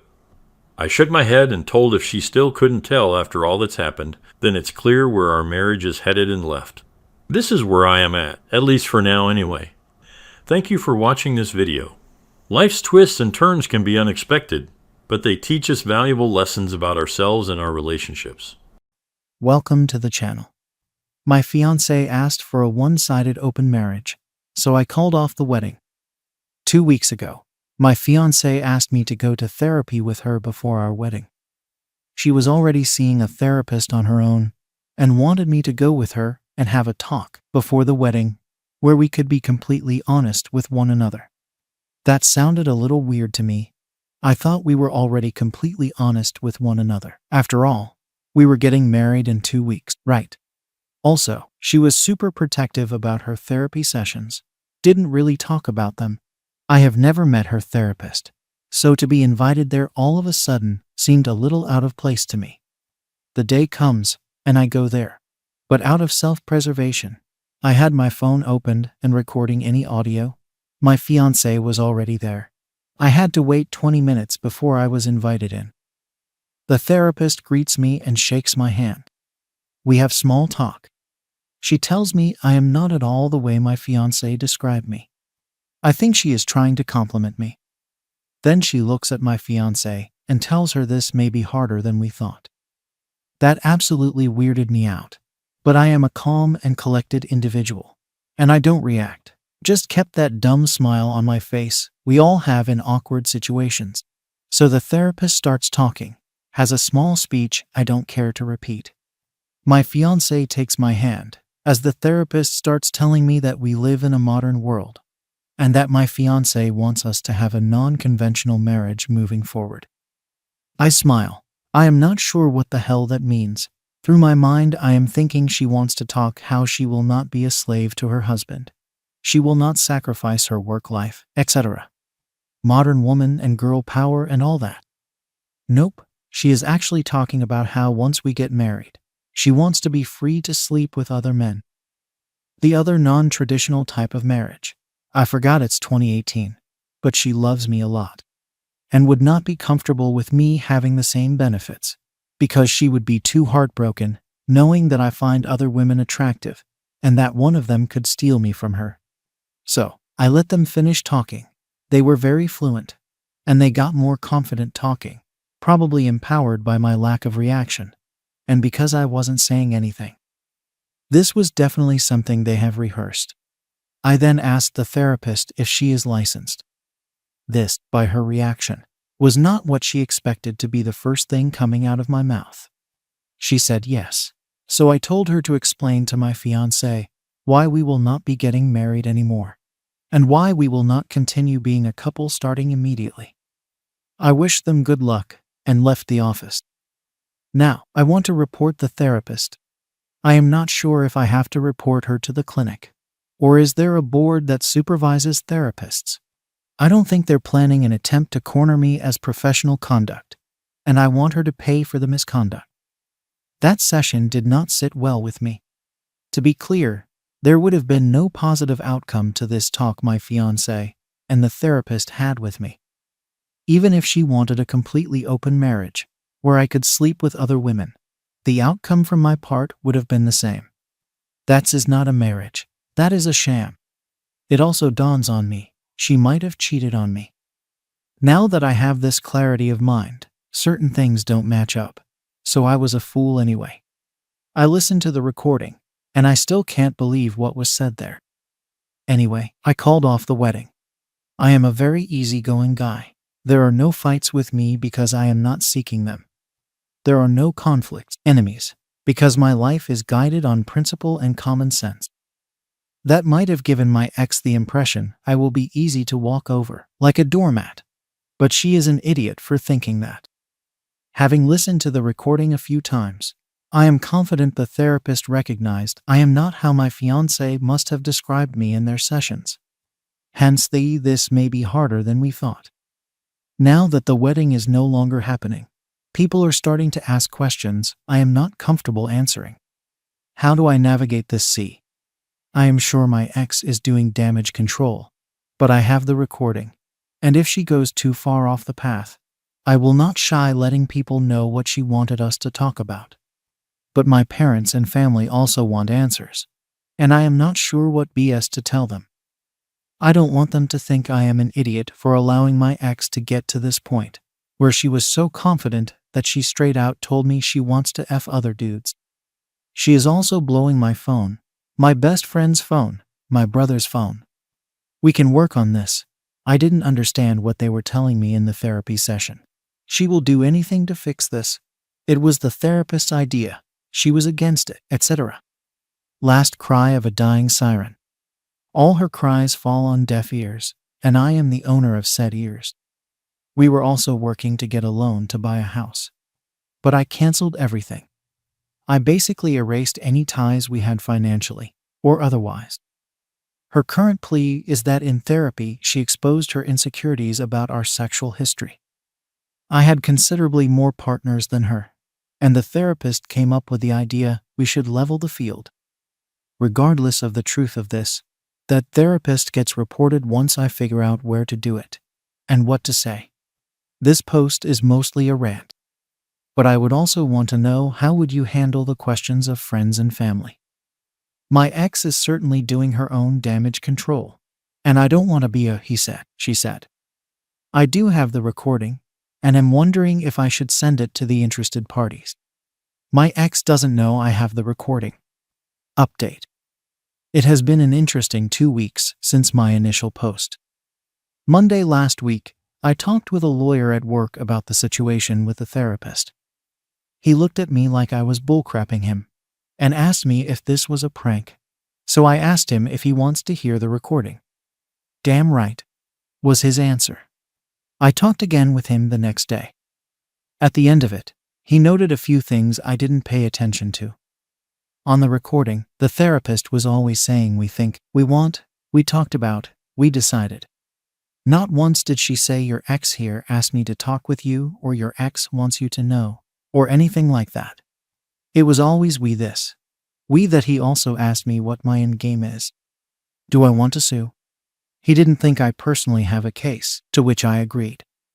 I never intended to sue anyway, but notify the appropriate institutions and let them deal with the therapist. A decision was made to write 2 letters. One addressed to the clinic the therapist works at, and one for her pay. We checked, she was accredited. By Wednesday, there were a few more people at work aware of the situation, including one of the 2 case researchers. She dug up information about the therapist, online reviews, as well as the contacts for 2 of her previous patients. The therapist didn't have the best reviews. There were people upset with her, and we managed to track the 2 we talked with through social media. They were more than happy to help once we explained the situation, and their stories were not any better than mine. The letters grew a consistent size, as we included the signed stories from the other 2 individuals, as well as my own description of how my ex changed once she started the therapy sessions, and a detailed description of how my meeting with the therapist went. Friday last week, I met with the parents. Her parents came to my parents' house, and we had the talk. My ex was there too, and more info was disclosed. That made its way to the report on the therapist as well. This week, we sent the reports out. There was a reaction from the clinic. They called our office on Thursday morning, most probably to check if it is a prank or a real issue. We talked with their lawyer, or one of their lawyers, over the phone, and when we confirmed it was legitimate, someone else was heard in the background on their end. With a they said they are taking this very seriously. A conclusion from one of the guys at work was that they probably received other complaints before, but this is the first time someone did it so well documented. Their letter also mentioned we are reporting this to a PA that might have turned the heat on as well, hence their quick reaction.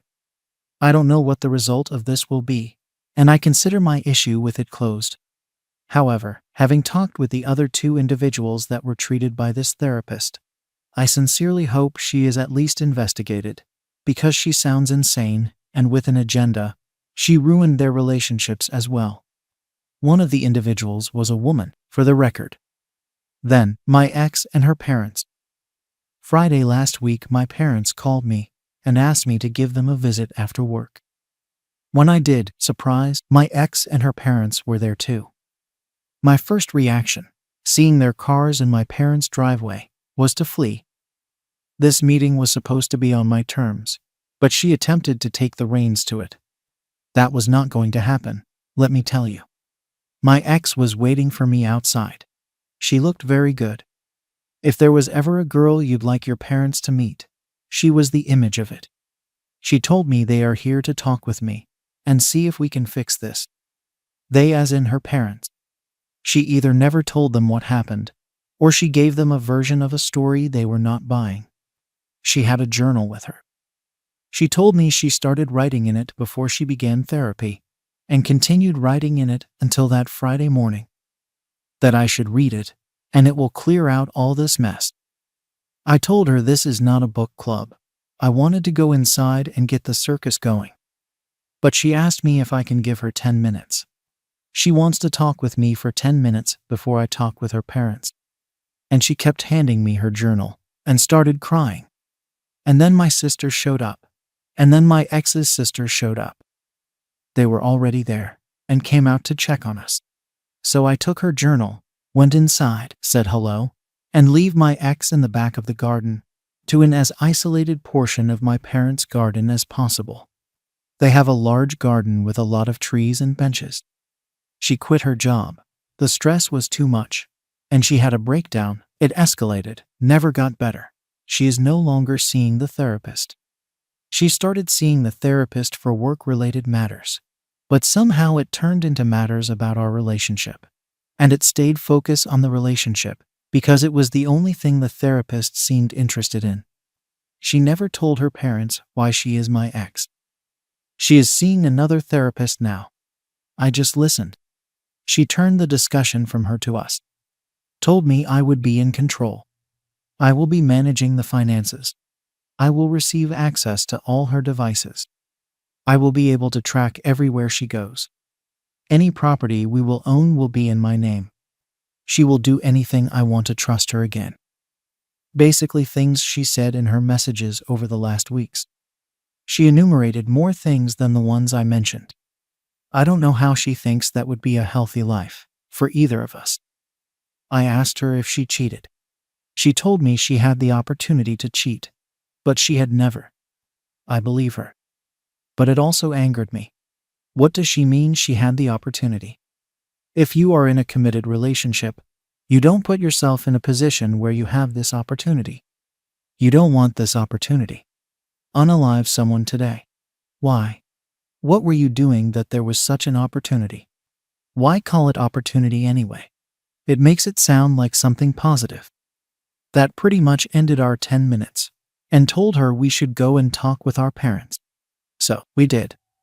I asked our sisters to leave us alone, as it was not any of their concern what was to be discussed. My sister huffed and puffed, but a house made of stone survives hurricanes, and she was not one. Well, I talked and explained what happened, how the therapy session went, and my resolve. I didn't mention I had a recording because I never had to. My ex confirmed everything I said, which surprised me. Her father had teary eyes, and that broke my heart. Her mother asked her if this is how she thinks they raised her, and asked for an explanation. My ex basically told them the same story. Stress at work, depression, breaking down, therapy, therapist wanting to talk only about our relationship. That the therapist told her our relationship was the root of all her stress. That the therapist convinced her I want an open relationship. That she might lose me if she doesn't level her intimacy experience with me. How my reaction woke her up from her slump. She quit her job, is looking for something less stressful. She will do anything I want to get me back. Started crying. My ex mentioned the journal again, and said if I read it, it will explain everything, and that she was not on board with the therapist's ideas. But she went along with them because the therapist was a person with authority and experience. Our parents looked at me, and I told them someone's private journal is not the type of literature I read, unless they are a dead poet. Big mistake. My intention was to relate that someone's private journals usually becomes literature if they are a famous writer or leader, and usually they are published post-mortem. Also, I was hoping they get the hint that I don't really want to read her journal, because it would be of no consequence. What was done was done. Everyone looked at me as if I wished death on my ex. You could smell the hostility in the air. So I said fine, and promised I will read her journal. You win some, you lose some, and then you use the wrong words and you lose a few more. My ex is seeing a new therapist. She showed her parents emails confirming her appointments.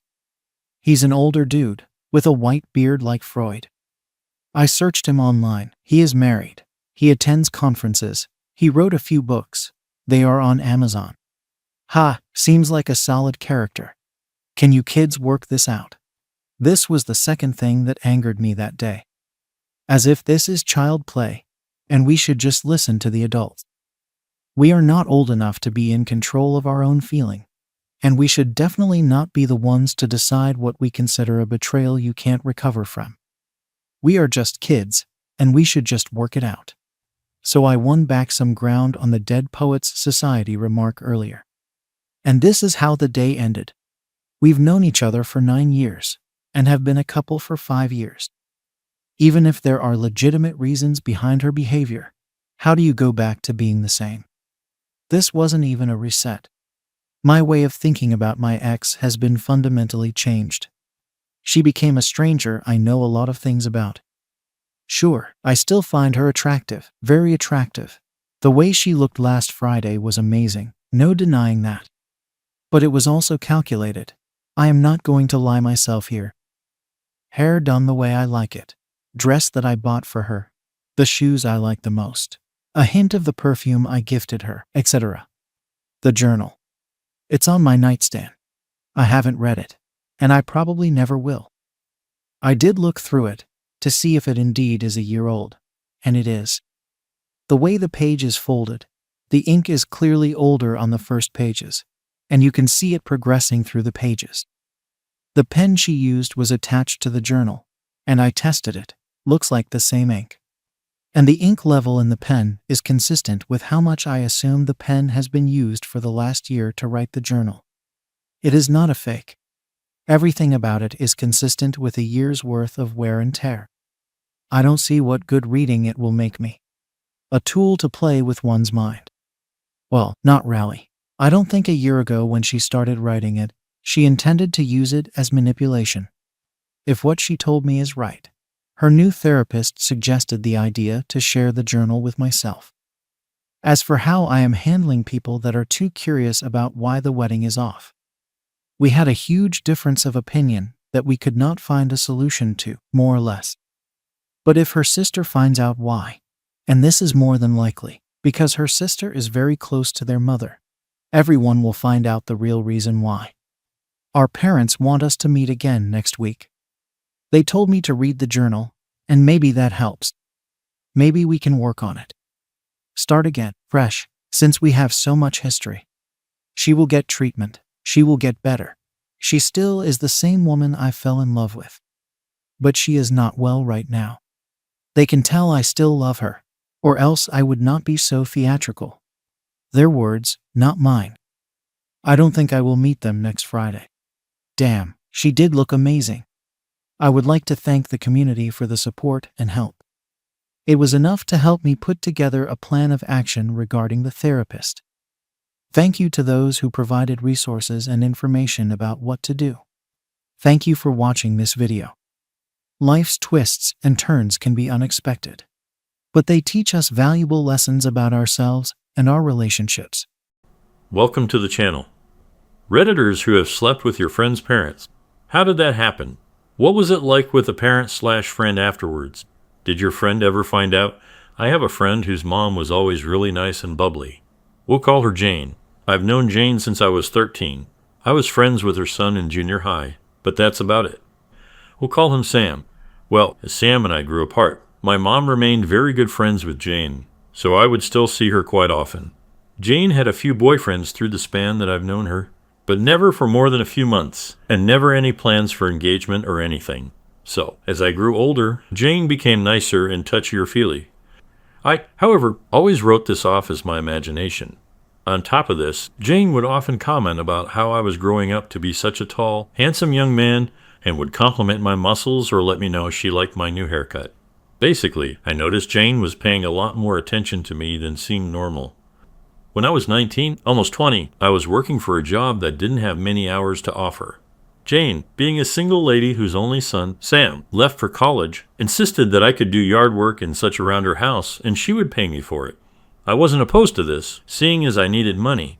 Well, one day, Jane needed her carpet pulled up because she was getting wood floors. So, who would be better to do the job than yours truly? I remember the couch was pushed onto the tile right next to the kitchen, and after about 30 minutes of straight work, I was tired and decided to sit down on the couch. Jane had come home from work about 30 minutes earlier. I took a shower and came out wearing just shorts and a sports bra. Now, keep in mind, Jane is an attractive, dark-skinned, early middle-aged woman who is in good shape. I've always thought Jane to be attractive in a very traditional sense.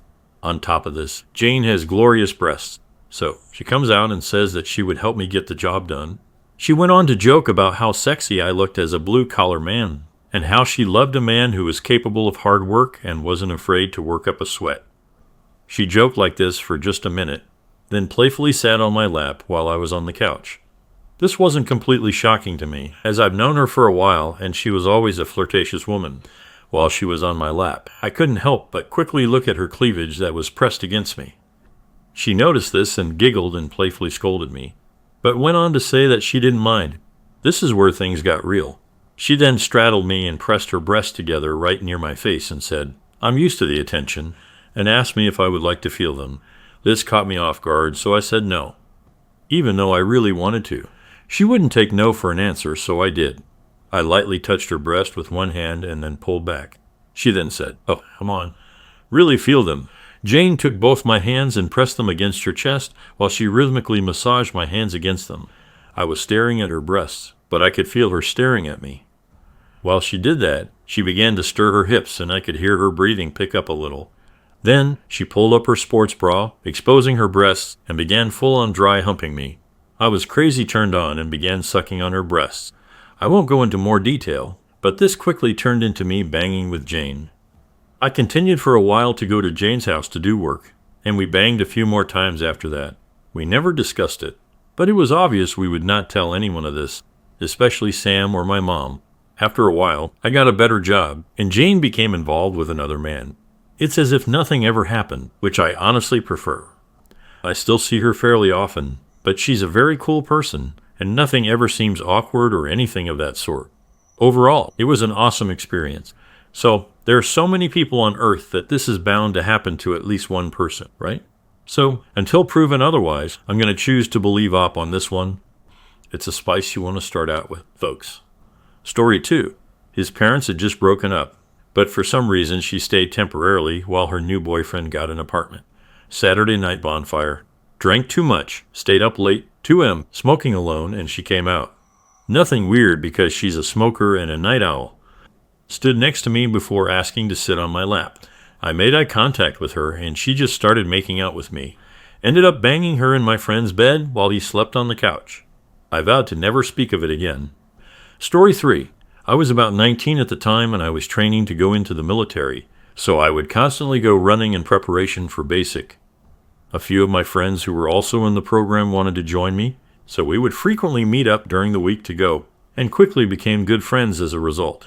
I met Tiffany at her house one day to help her move some things out of her house because her ship date was getting closer and no one else would help her. That's when I met her, Tiffany's mom.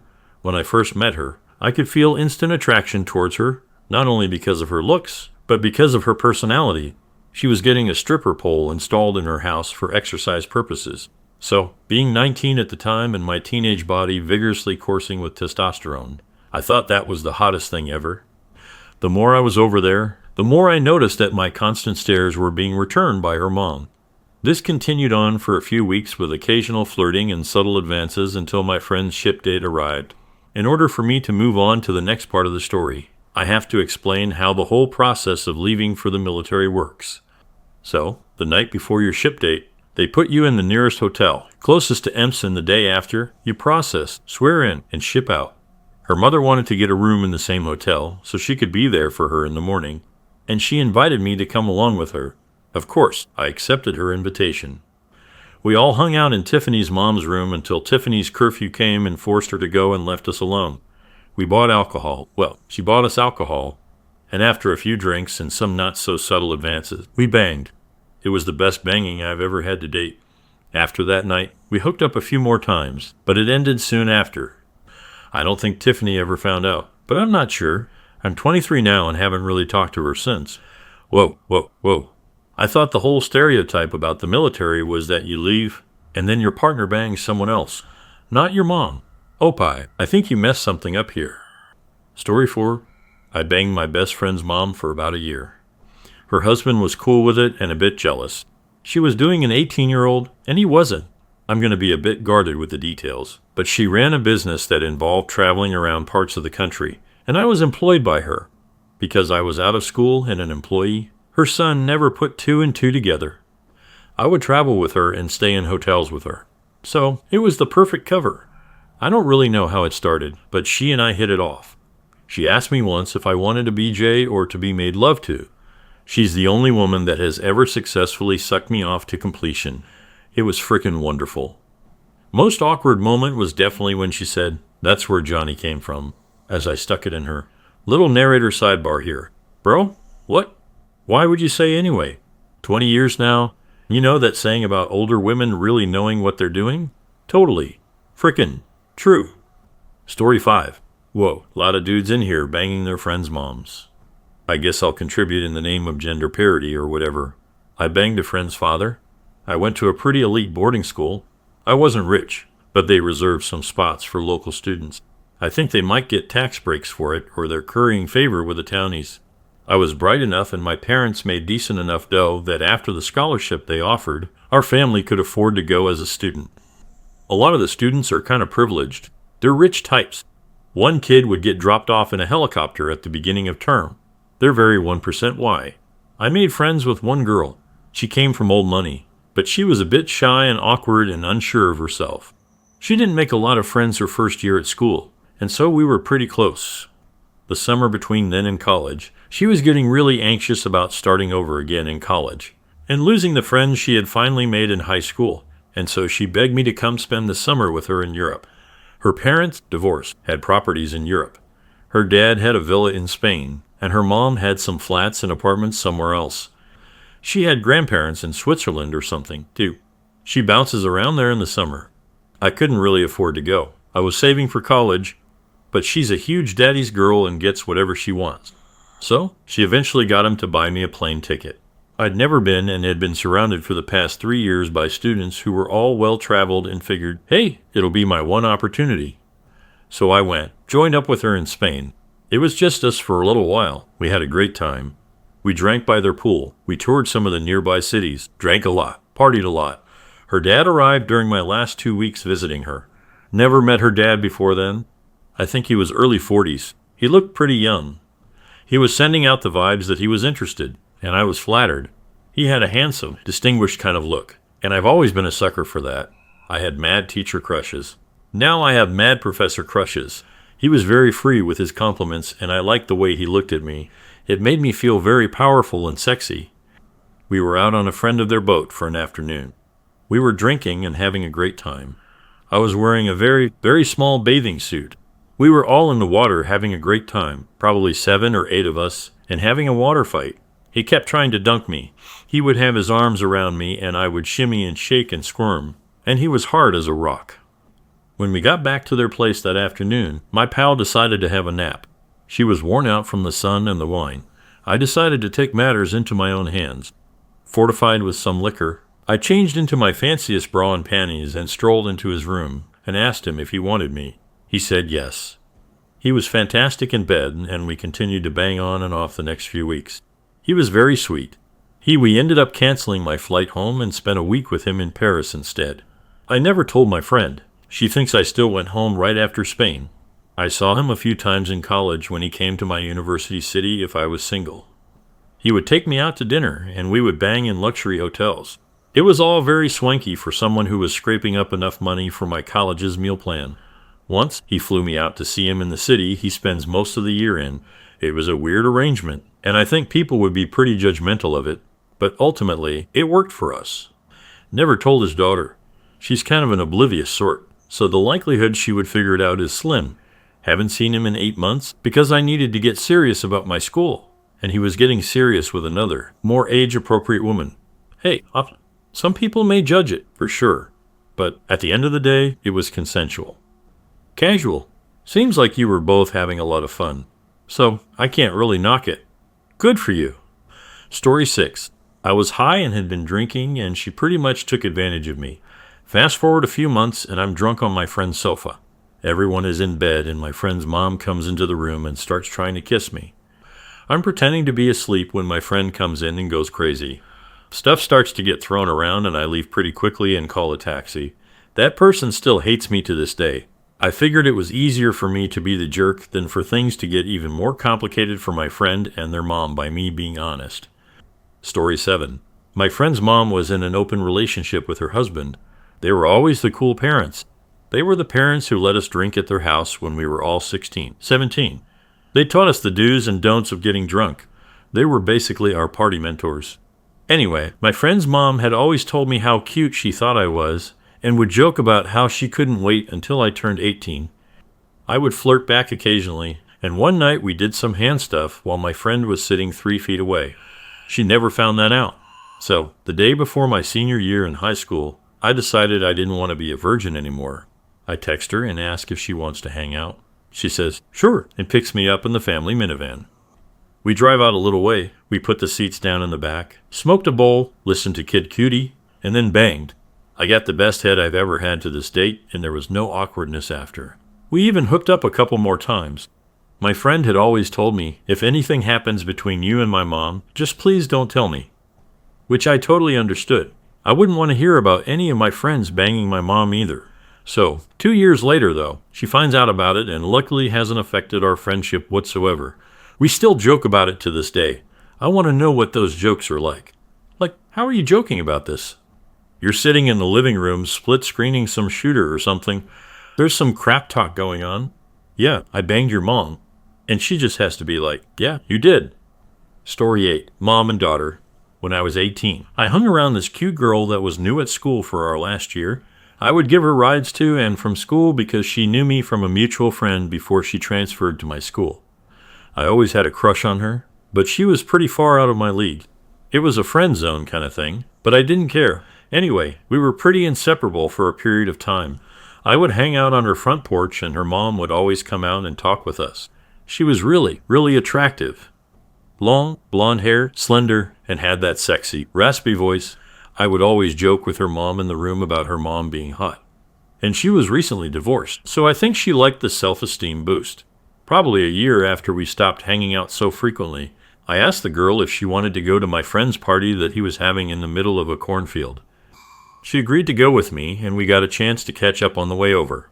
I must have been abnormally funny or charming that night because she was laughing at every dumb joke, and really flirting with me the whole way over. While we were on a dark country road, she leaned over and kissed me, while simultaneously rubbing her hand on my crotch. It caught me off guard, as I didn't know she was even into me like that. I pulled over off the side of the road, shut off my car, and made out with her slash poked around downstairs. She told me that she wanted to hold off on going further, but we still made out and groped each other throughout the night. Nothing really ever came of it after that, but we still remained good friends. Fast forward another year and my buddy and I end up at her mom's house because he now had a fling with this girl. She had a couple friends over, guys and girls, but then later on in the night, her mom was dropped off from the bar. This was the first time I had seen her mom since I used to come over back in school, and she immediately remembered me and was more than happy to see me. We all swam in their pool and drank some more. Her mom jokingly kissed me on a dare in front of her, and the girl freaked out and pulled her off me. So, after that, her mom kept her distance from me for the rest of the night, because I think she may have known that she was crossing a line with her daughter. Later on, everyone passed out and my friend went to bed with this girl. I went out on the deck to smoke a cigarette before passing out, and about 2 minutes later, her mom followed me out. Without saying a word to me, she straddled my thigh. She was wearing a sundress and I could feel that she wasn't wearing any underwear as she straddled my leg. Let's say she was ready to go. She pushed my head into her breast and began grinding my thigh. Basically, after that, I did her mom from behind over the balcony and again in her bed. Her daughter doesn't know about it at all, to my knowledge, unless my friend told her. Didn't happen again after that, but I never really found myself in that position again either. Maybe I'm just a prude, but I can't imagine the gall of having someone's mom in the room and being like, "Yo, dude, your mom is hot." Surely, you knew what you were doing? I guess they did. But still, I can't imagine that level of boldness. As the friend, I would be like, "Please stop." Story 9. Me and a few of my friends went to hang out and drink at this girl's house. Her mom would always chill with us there too. We were just chilling on the deck and her mom kept staring at me with these frisky eyes. So I went up to her and asked if she wanted to go upstairs and do a couple lines of drugs with me. We went upstairs, did the drugs, and banged. Then, a few months later, I ended up banging the daughter, too. The best part is, they're related to one of my best friends. So, after I banged the daughter, I called him and told him I was working my way through his family and asked for his sister's number. He hung up on me. Me and him are still pretty close. I still haven't seen the mom or daughter in a while. Story 10. When I was younger and the MySpace days were in mid-swing, this gal, we'll call her Jane, in the scene my band played in, friended me and started messaging me. She was tall, tattooed, and hot. And I found out was lying about her age on MySpace, saying she was 18 when she was only 16. You wouldn't have thought it though, because she had these gigantic breasts and was covered in tattoos. We kept being friends, and when she turned 18, she started sending me pictures. And although I had moved out of state, we kept pretty close online, and she felt that I was someone she could talk to about all her life problems. Fast forward to her being 21. She's using her mom's status as a flight attendant to get me buddy passes and standby tickets so I could come visit her about once a month and bang her brains out. MySpace turns into Facebook and I get a request from a random hot rocker chick. We have one mutual friend, and that's Jane. I creep a few pictures and it's always her and Jane at shows drinking. I find out it's her mom. Now, Jane had a few pictures of me framed in her house. No couple pics, but pics from me at shows being ridiculous. Jane's mom messages me saying how she always thought I was hot, and she was going to be in my town that weekend and had a spare ticket to a show. Would I like to join her? So I say yes. We drink, we party, we head back to her room doing shots of tequila and drugs all night in between massive, filthy banging sessions. The only thing was, we could never tell Jane. Well, Jane kept using her mom to fly me up to see her, and I kept going because she was an incredible lay. I saw where she got it from. Her mom would have overnights in my town, and it was always drugs and tequilas and banging. This went on for a couple of years. Both would send me dirty pics when they were out shopping, and I would just laugh at the situation but kept it up. One time, Jane was going through her mom's pics and found a video of her blowing me, and then me jacking on her face. That was an entire night of screaming and weeping phone calls. Flash to 7 years later and change, and Jane's mom has nothing to do with me. Jane and I patched it up and I helped her through a few things. Even worked her stuff out with her boyfriend, now husband, but other things came up between us that keep us from being friends. Most notably her husband, but damn, could those women bang and suck. Now, look, I understand the fantasy and everything, but the whole child development psychology part of my brain going crazy right now, this mom was not a good influence. The daughter was absolutely destined to become just like her or a nun. And we all know it wasn't the nun. Story 11. When I was 17 years old, I started sleeping with my, at the time, recent ex-girlfriend's mom.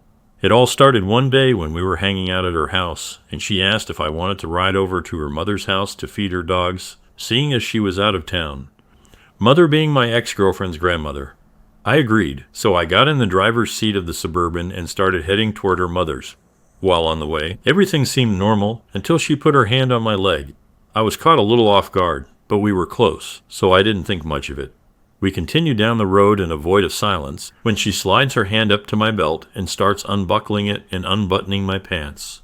Next thing I know, she's out of her seat and on her knees on the floorboard delivering a pretty fantastic BJ. We get to her mom's and she grabs me and pulls me into her mom's room and pushes me on the bed. At this point, I'm freaked out. I'm 17, and this is a lot to take in. Anyway, she goes back with more fellatio, this time taking my pants off as she goes. After a few minutes, she took off her pants and crawled up to where she was straddling. As I lay there, I am being flooded with emotions of excitement, horror, guilt, and pleasure. I protest briefly, but by the time I had a chance to put a sentence together, she had already taken me inside of her.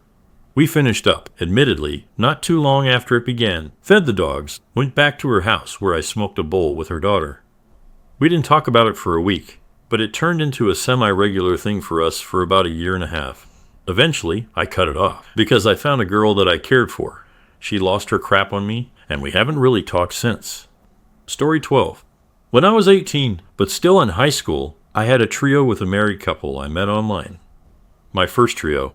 We had good fun, so I came back over soon for more of it. After the frisky times had ensued, I glanced up at their living room wall and saw school pictures of a girl I knew. Not exactly friends, but acquaintances, and I've been in the school system with her since middle school. Dawning. Realization of horror. It, however, did not stop me from hooking up with them more. It did eventually come up in conversation that I knew their daughter, and they weren't too thrown off by it. The mother ran into me at our high school graduation and congratulated me. High school was weird times. This thread was filled with way spicier stories than I expected. And also, no joke answers. I guess we only made it 12 stories in because they were long, but still, I'm impressed. Read it. And only some of them sounded like self-insert fanfiction. There are a couple in here that I'm pretty sure were true. I hope you have a wonderful day or night, wherever you are, and I will see you in the next one. Take care, everyone. Welcome to the channel. I overheard my wife telling her friends that 4 years into our relationship, she packed her bags to leave after a call from her ex, but chose to settle for me. What should I do? We have a perfect marriage. We've been together for 9 years, married for 4. We rarely fight, we're often intimate, we go out on date nights, send memes to each other, the works. Recently, we got news that her ex-boyfriend overdosed and passed away. Now, my wife has no connection to him, so we expressed our condolences to his family over text and nothing more. She often goes out with her friends, and I always let her. I have no problem with it because I used to trust her 100%. I had to work late. So, I told my wife that if she wants, she can call her friends over to our place since I wouldn't be around. Well, the rains were heavy and our office was told to leave early because some light flooding was taking place on the roads. I reached home and I could tell her friends were there, so I quietly went to our room unnoticed. Everyone was speaking quite loudly though, so I could hear a lot, and the ex-boyfriend came up in conversation. My wife said that 4 years into our relationship, she got a call from her ex-BF, who lived in a trailer, offering to help her see the world. She said she had a bag packed and was ready to leave, but in the end decided not to and settled for the stability I was giving her. I didn't know about any of this. She never told me, and she says that apparently she settled for me. One of her friends asked her if she ever regretted her choice. She said that she used to, but not recently. I guess that's it, right? I'm not unstable enough for her to be attracted to me. She has to settle for someone like me. That one word just keeps revolving in my head. I slipped out of the house and went to a cafe to gather my thoughts, but got a call from her asking me where I was, that I was due home half an hour ago. I went back and she greeted me with a hug and a kiss as always, but I wasn't really into it, and she asked me why my mood was off. I mumbled something like stress from work and went to bed, skipping dinner and our usual alone time. Except I couldn't sleep. That's it. I woke up a few hours later into the night and sat in the balcony just thinking about how I'm not good enough for her, about how I'm sure she doesn't love me. I know she at least loves me a little, but even for that I have no guarantee. It's the next day now. I didn't sleep much last night and wife is still asleep. I didn't tell anyone anything about what she said because I just can't. What do I do here, guys? Should I even talk to her? Divorce. Is there any hope for us moving forward? Does she even want to move forward? I don't know. I'm sorry for how jumbled up this is. My head is not really in a right place now. Update. I made a post the other day about my wife saying something jarring. Some people asked for an update. Here it is. Well, immediately after the revelation, first I drove to a nearby town and took 2 days just for me and my thoughts. I called in sick from work and told my wife that I was visiting a cousin. I then read all the comments you guys had for me. I really wanted to reply to some, but the thread was locked, but I nevertheless read each one, and it was a lot of mixed advice. Everyone was advising me to talk to her, but everyone had different views on what to say to her. Some said to just ask for a divorce. Some said ask her what she meant. Some defended her and told me I misunderstood everything. I decided to go for the middle option. Yesterday, I finally confronted her about it. I walked in and she came up to me for our hug, but I didn't really give one back. She asked me what was wrong, and I told her we had to talk. I sat her down. She could tell I was sad and worried, and I asked her if she was happy with me. She said that of course she was. I asked her if she loved me, and if she had done so through the entire course of our relationship. She looked confused and said of course she did, and asked me where this was coming from. I told her that I heard her with her friends a few days ago. I heard how she was willing to leave me after 4 years to be with her ex, and how she claimed to have settled for me. She teared up and said she didn't mean it like that, to which I asked how she meant it. She said that by settled for, she didn't mean that she thought she could do better and was dating down, but that she made up her mind to stay with me because I was the better person. I told her that 4 years into our relationship, there shouldn't have been a question in the first place, and brought up the fact that she said she had a bag packed. She started crying and said that that was an exaggeration on her part, that she only considered it, and that was in a moment of weakness when we were having a fight and were briefly on break. Her ex called her because he heard about our fight through a friend, and they spoke on the phone for about an hour in which he flirted with her, put me down, and offered to show her the world. She said she had a choice between going with her ex or reconciling with me, and she chose me because she loved me and always will. She said that 4 years ago, she was a weaker person, that I made her stronger and better. I then brought up the fact that she said she regretted it, but hadn't done so recently. I asked her what she meant by recently. She said that she regretted her choice for only a month after the offer was made because she had thoughts about what could have been, but stopped when she realized that she had the best moments of her life with me. I asked her if anything happened between her and anyone else through the course of our relationship, to which she said that she never cheated on me and never will, and I believe her. We were both crying at this stage, and we just hugged and sat together. She apologized for what she said and what she was like 5 years ago. I apologize for listening in on a private conversation without telling her and for doubting that she loved me. I'm really happy that it was nothing but a misunderstanding, and I'm glad we were able to come out stronger. Some people mentioned that I should get a DNA test for the kids, but we don't have any kids, so that's not a problem. Also, she mentioned possibly having survivor's guilt, so we're going to look into that too. Thank you everyone who commented and DM'd me. Your advice was really appreciated. Second story. I overheard my wife telling her friend that she married me as a very last resort and could have had a much better guy if she hadn't settled for me. Basically, the title, I, 26M, overheard my wife, 24F, talking to one of her best friends on the phone while I was passing the bedroom. This friend is in a serious relationship. My wife then said to her, "Sweetie, remember it's your choice.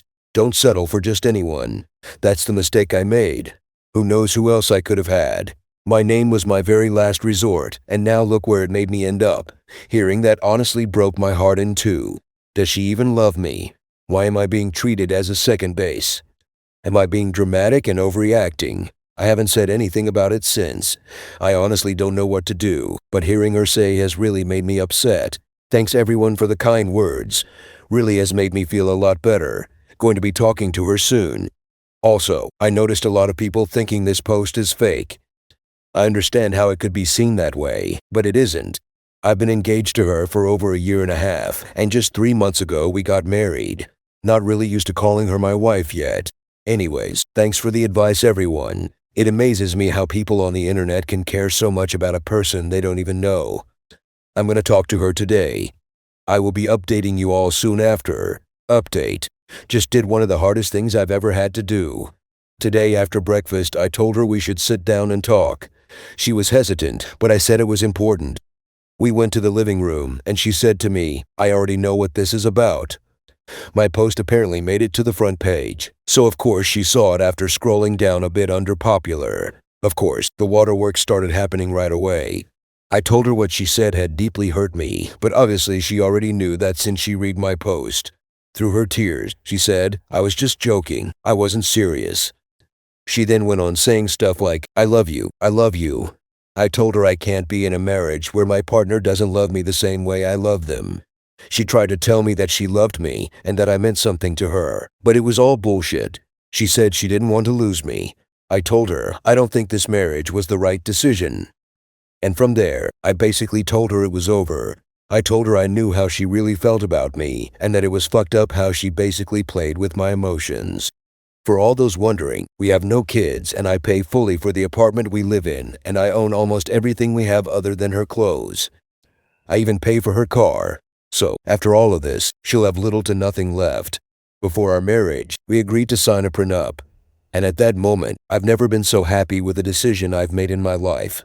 After that, it was a few seconds of awkward silence before she said to me, "Fuck you." She started screaming at me, telling me, "You just can't end things like that." I told her I could do whatever I wanted, and that's when she became very hostile. She screamed at me saying, "You're the fucking worst relationship I've ever been in. You think I can't find someone again? Do you think you'll ever from someone as good as me? You're a fucking idiot. My name." She grabbed her bag and phone and said, "I'm leaving," before slamming the door behind her. At that moment, I felt like I was on one of those dramatic sitcoms you'd find of TV. I sat down on the couch and cried, and I'm still crying as I type this up. It's both happy and sad tears. And I knew it was only time before she cheated on me or left me. She never loved me, it was obvious. Our relationship only went one way, and I feel like a complete idiot for not seeing it earlier. I live in California, and I'm going to start the process to annul our marriage. Tomorrow, I'm going to start throwing all of her belongings into trash bags, because that's essentially where they belong. I'm not throwing out her stuff, just using the trash bags as a way to give her back the things she owns. Thank you from the bottom of my heart for all of your kind words and your great advice. All of you gave me the courage to stand up for myself, and I know my life will certainly improve as a result. Thank you for watching this video. Take care, everyone. Welcome to the channel. I, 33M, overheard my girlfriend, 28F, making fun of me pretty brutally to her best friend, 27M. When I say brutally, I mean brutally. My girlfriend, Jenna, and I have been together for 2 years. A little over. I'm a veterinarian and we met at my office. She had just moved to the city and brought her dog in for an ear infection. We started talking, and what should have been a 15-minute appointment turned into an hour-long talking session. I've never been so smitten with a woman before. Before Jenna, I lived the bachelor lifestyle. I was beginning to think I'd just stay single forever, even though that lifestyle of nothing but casual flings was growing really old and empty. Jenna is a charismatic woman with a lot of friends. Her best friend is a guy, Dylan. She knew in her old town. I trust Jenna, but I'd be bold-faced lying if I said that her relationship with him doesn't bother me at all. I don't get angry with her or fight about it. She's reassured me that they've been friends their whole lives and have never had any asexual relationship. I'm secure and I'm not insane, so I accept that they are friends and have tried to buddy up with him as well. He has visited the city 3 times. He's a cool guy. However, he does not seem to like me much. Jenna says he's just protective. It comes off a whole lot more like jealousy than protectiveness, in my opinion. Jenna just finished up grad school this spring, but she's had a really tough time finding a job. We have lived together for a year and I've been understanding that she can't help pay rent, etc. Right now, I'm very financially secure, so it isn't an issue. However, I am careful to not become a reason for her to not get a job and have her own financial independence. I just think it's important for everyone to have this sort of independence. So, without being pushy, I've let her know that she does need to start paying half of the expenses once she secures a job. Anyway, she texted me at work on Monday to tell me she got a job. It's a job she really wanted and had to go through some pretty grueling interviews to get. I was so happy and proud of her that I decided to leave the rest of the day at the office up to my staff and took off early without telling Jenna. I bought her favorite booze, grabbed a bunch of Chinese takeout, her favorite, and bought her flowers. I had bought her a nice necklace that she'd seen at a store a couple of weeks ago. Nothing super extravagant, but it has a shark on it, and that woman is just obsessed with anything to do with sharks. I'd hidden it in the basement and figured I'd give it to her soon. Totally surprise her with tea once she'd forgotten about even seeing it in the store.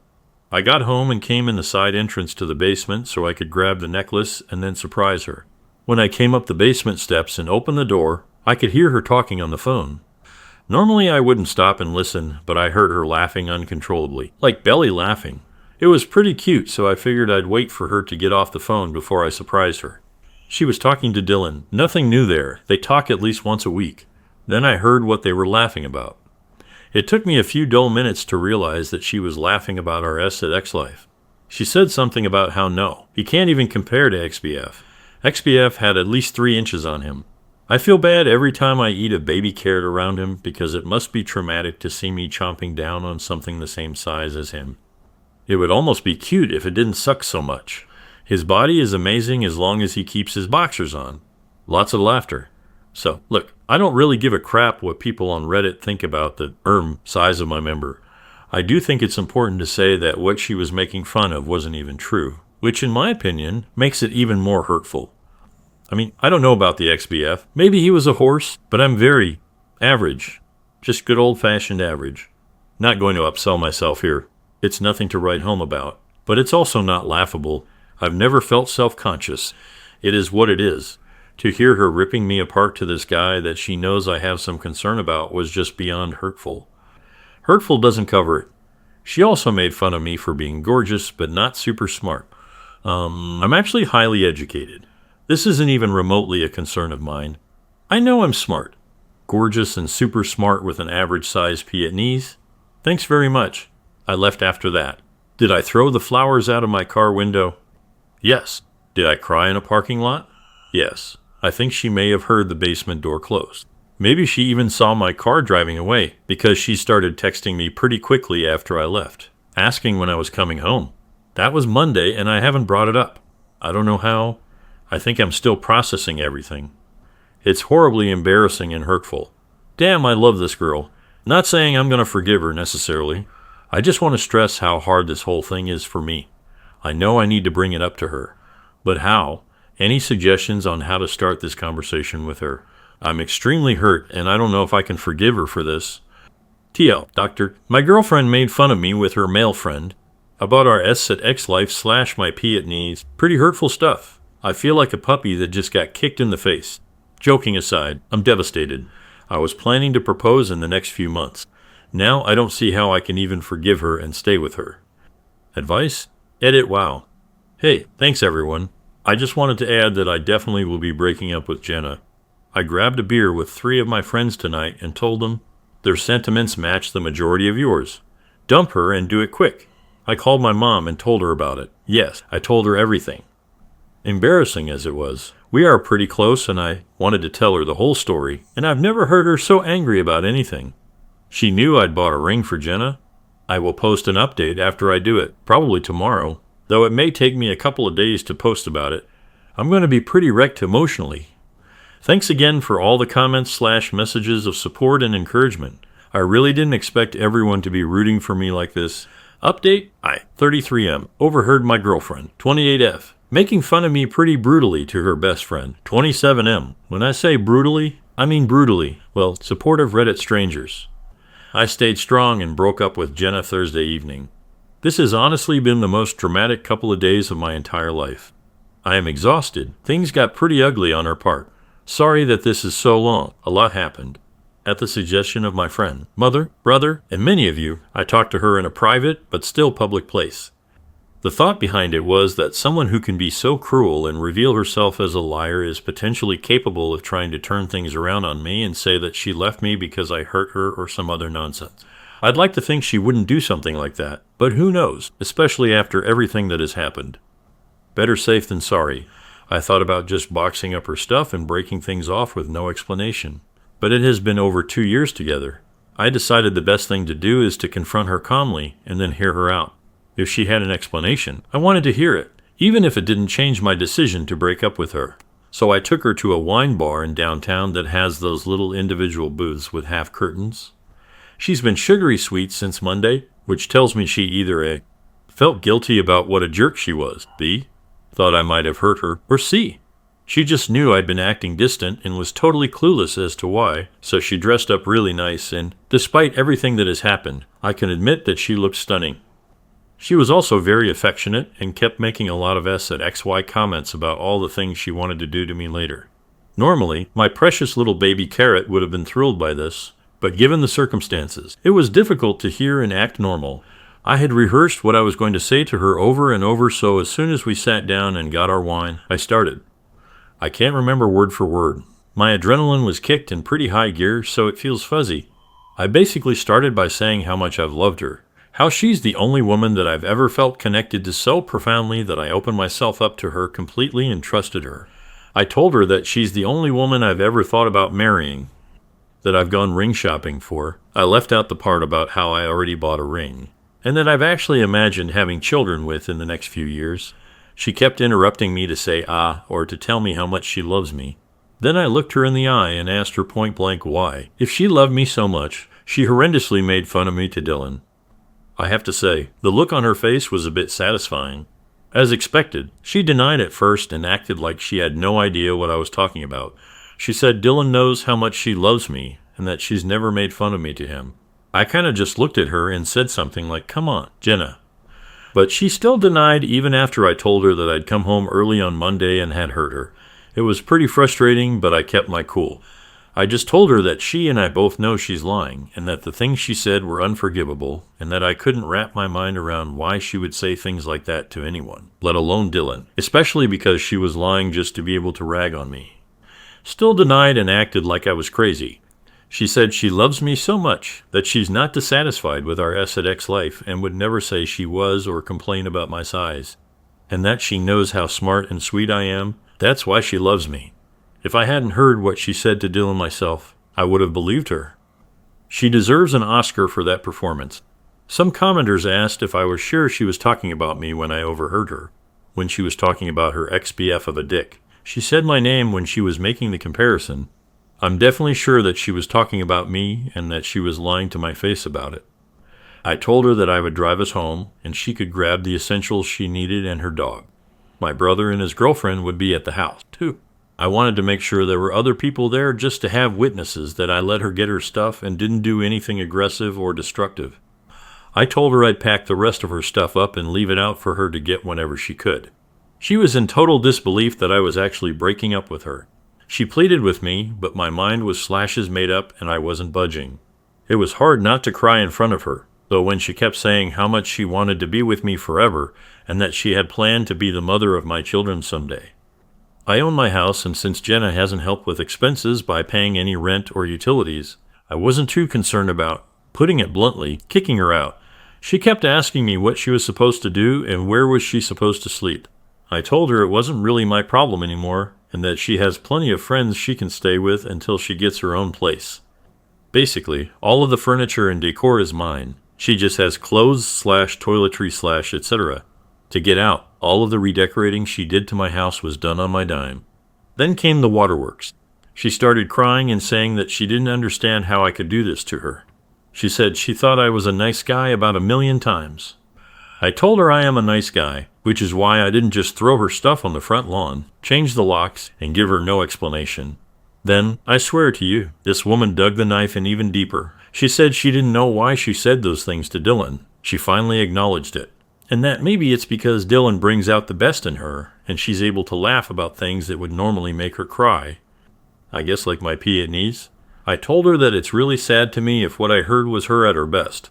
It was petty, and usually I'm above making snide comments, but I told her that she can go back to her hometown and go live with Dylan or her 9-inch dick ex-boyfriend. It was amazing to watch how fast those tears disappeared.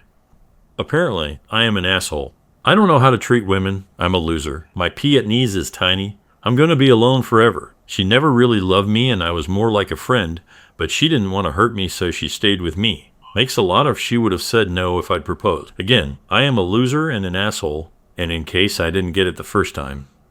She meant it when she said my pee at knees was a baby carrot, and I will die alone. I told her dying alone is preferred to dying married to a woman who is cruel and doesn't love or respect me. No joke. She started to scream. Not words, just a long, extremely loud scream. It was alarming, and then she just booked it out of there after calling me a disgusting pig. After paying the bill and apologizing to the waiter about the drama, I left and Jenna was just standing outside crying.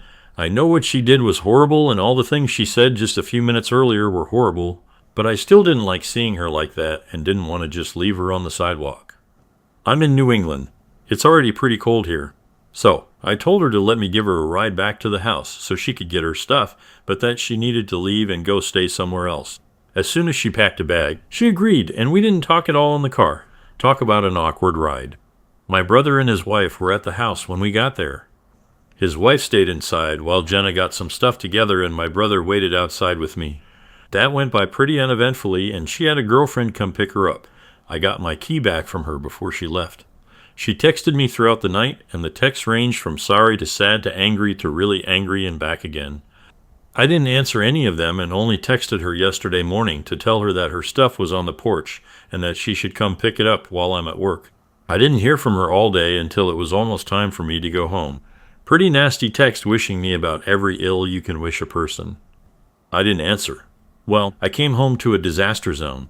She smashed everything. I don't know if she had made a spare key at some point that I was unaware of or if she knows how to pick locks, but she got into the house somehow and she destroyed it. She smashed stuff that's irreplaceable. She ripped up the furniture. She clogged 2 sinks and left the water running. She left my refrigerator open and threw food all over the kitchen. It was wrecked. The only considerate thing she did was lock my 2 dogs up in a bedroom. I guess so they didn't cut themselves on glass or eat the food. I have 2 vehicles, one for everyday use and then an SUV for work. I use the SUV for when I make house calls and may have to bring a large or exotic animal into the vehicle to transport it to the clinic. In the middle of all the drama, I'd forgotten I'd given her a key to the SUV in case she ever had an emergency and needed to drive somewhere. I went out to check the car and she trashed the inside of it. She dumped flour all over the inside in addition to tomato soup. The stuff is just stuff, I suppose. It's more the fact that she could do something so childish and awful on top of everything else. It blows my mind. Last weekend, I took her to a play, went out with her and friends. We played Monopoly one night and made up our own drinking game with it. We hung out and watched Netflix, made love several times, and this weekend my house and vehicle are destroyed and so am I. Amazing how fast things change.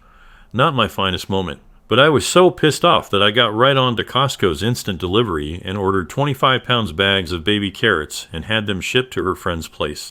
Addressed to Jenna, 100 pounds of baby carrots. They deliver within an hour.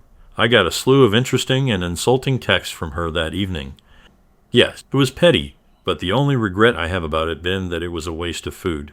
Hopefully she donates them or cooks some of them or something. So, that's that. I blocked her last night after the nasty text from her just kept coming. I'm feeling pretty beaten down right now, and I've cried more than I have in a long time. It's obvious that I made the right choice. Jenna is clearly not emotionally stable or mature. She really is cruel, and I know I do deserve better. I have spent a lot of time since Monday thinking about myself as a partner and trying to figure out what could have led to her obviously having some resentment or something for me. I'm going to be 100% honest here. I work a lot. I try to still make time for the people I love, and I try not to bring work home with me when I've had a bad day. But sometimes I do. I know this. Jenna and I have fought about it before, and I have really tried to pace my days a certain way so that I can get home at a reasonable time, and I've tried to leave bad days at work as much as I can. However, anyone who is a vet or has worked with one knows we're always on call for emergencies. Sometimes we have patients that we have to check on or stay with throughout the night. Time off can be challenging. It's doable, but it's challenging. My staff is incredible and can handle most situations, but I do still get a lot of calls or texts from them when I'm on vacation or off for the day. I'm sure there have been times when Jenna felt second best to my job. Well, I guess I know there have been. She's told me as much in the past. I did try to make changes, but there's only so much I can do, as far as I can remember. I've never been purposely mean to Jenna. I've had bad days and been grumpy or absent. We've had our share of disagreements and fights, but nothing unhealthy or excessive. I really thought we had a solid relationship and that we were both happy. I know I was. It's hard to not question myself and wonder if I really am a letdown or if I neglected her to the point that she felt unloved enough to act the way she did. I don't know. But I do know that no matter what, the way she put me down and the way she reacted to breaking up was way out of line. I didn't deserve that, and that's on her. So, thank you for rooting for me. Reddit. It's been great to read all the nice words and advice. Time for me and my baby carrot to eventually find a woman who appreciates us for what we are. TL. Doctor, I broke up with Jenna Thursday night. Did not go well. She got nasty and ended up destroying my house, car, and me. But I did it. It's over. And I've blocked her from my phone/social media. I also sent her 100 pounds of baby carrots in a moment of angry weakness. Edit. I did file a police report and took pictures, which will hopefully help with recouping some of the money lost through insurance. As far as the police report, It's very doubtful anything will come of it since I can't prove it was her. Same goes for trying to sue her in small claims court. And honestly, I'd rather not deal with her anymore. I'm going to hope that insurance will cover the damages and just move on with my life. Thank you for watching this video. Take care, everyone.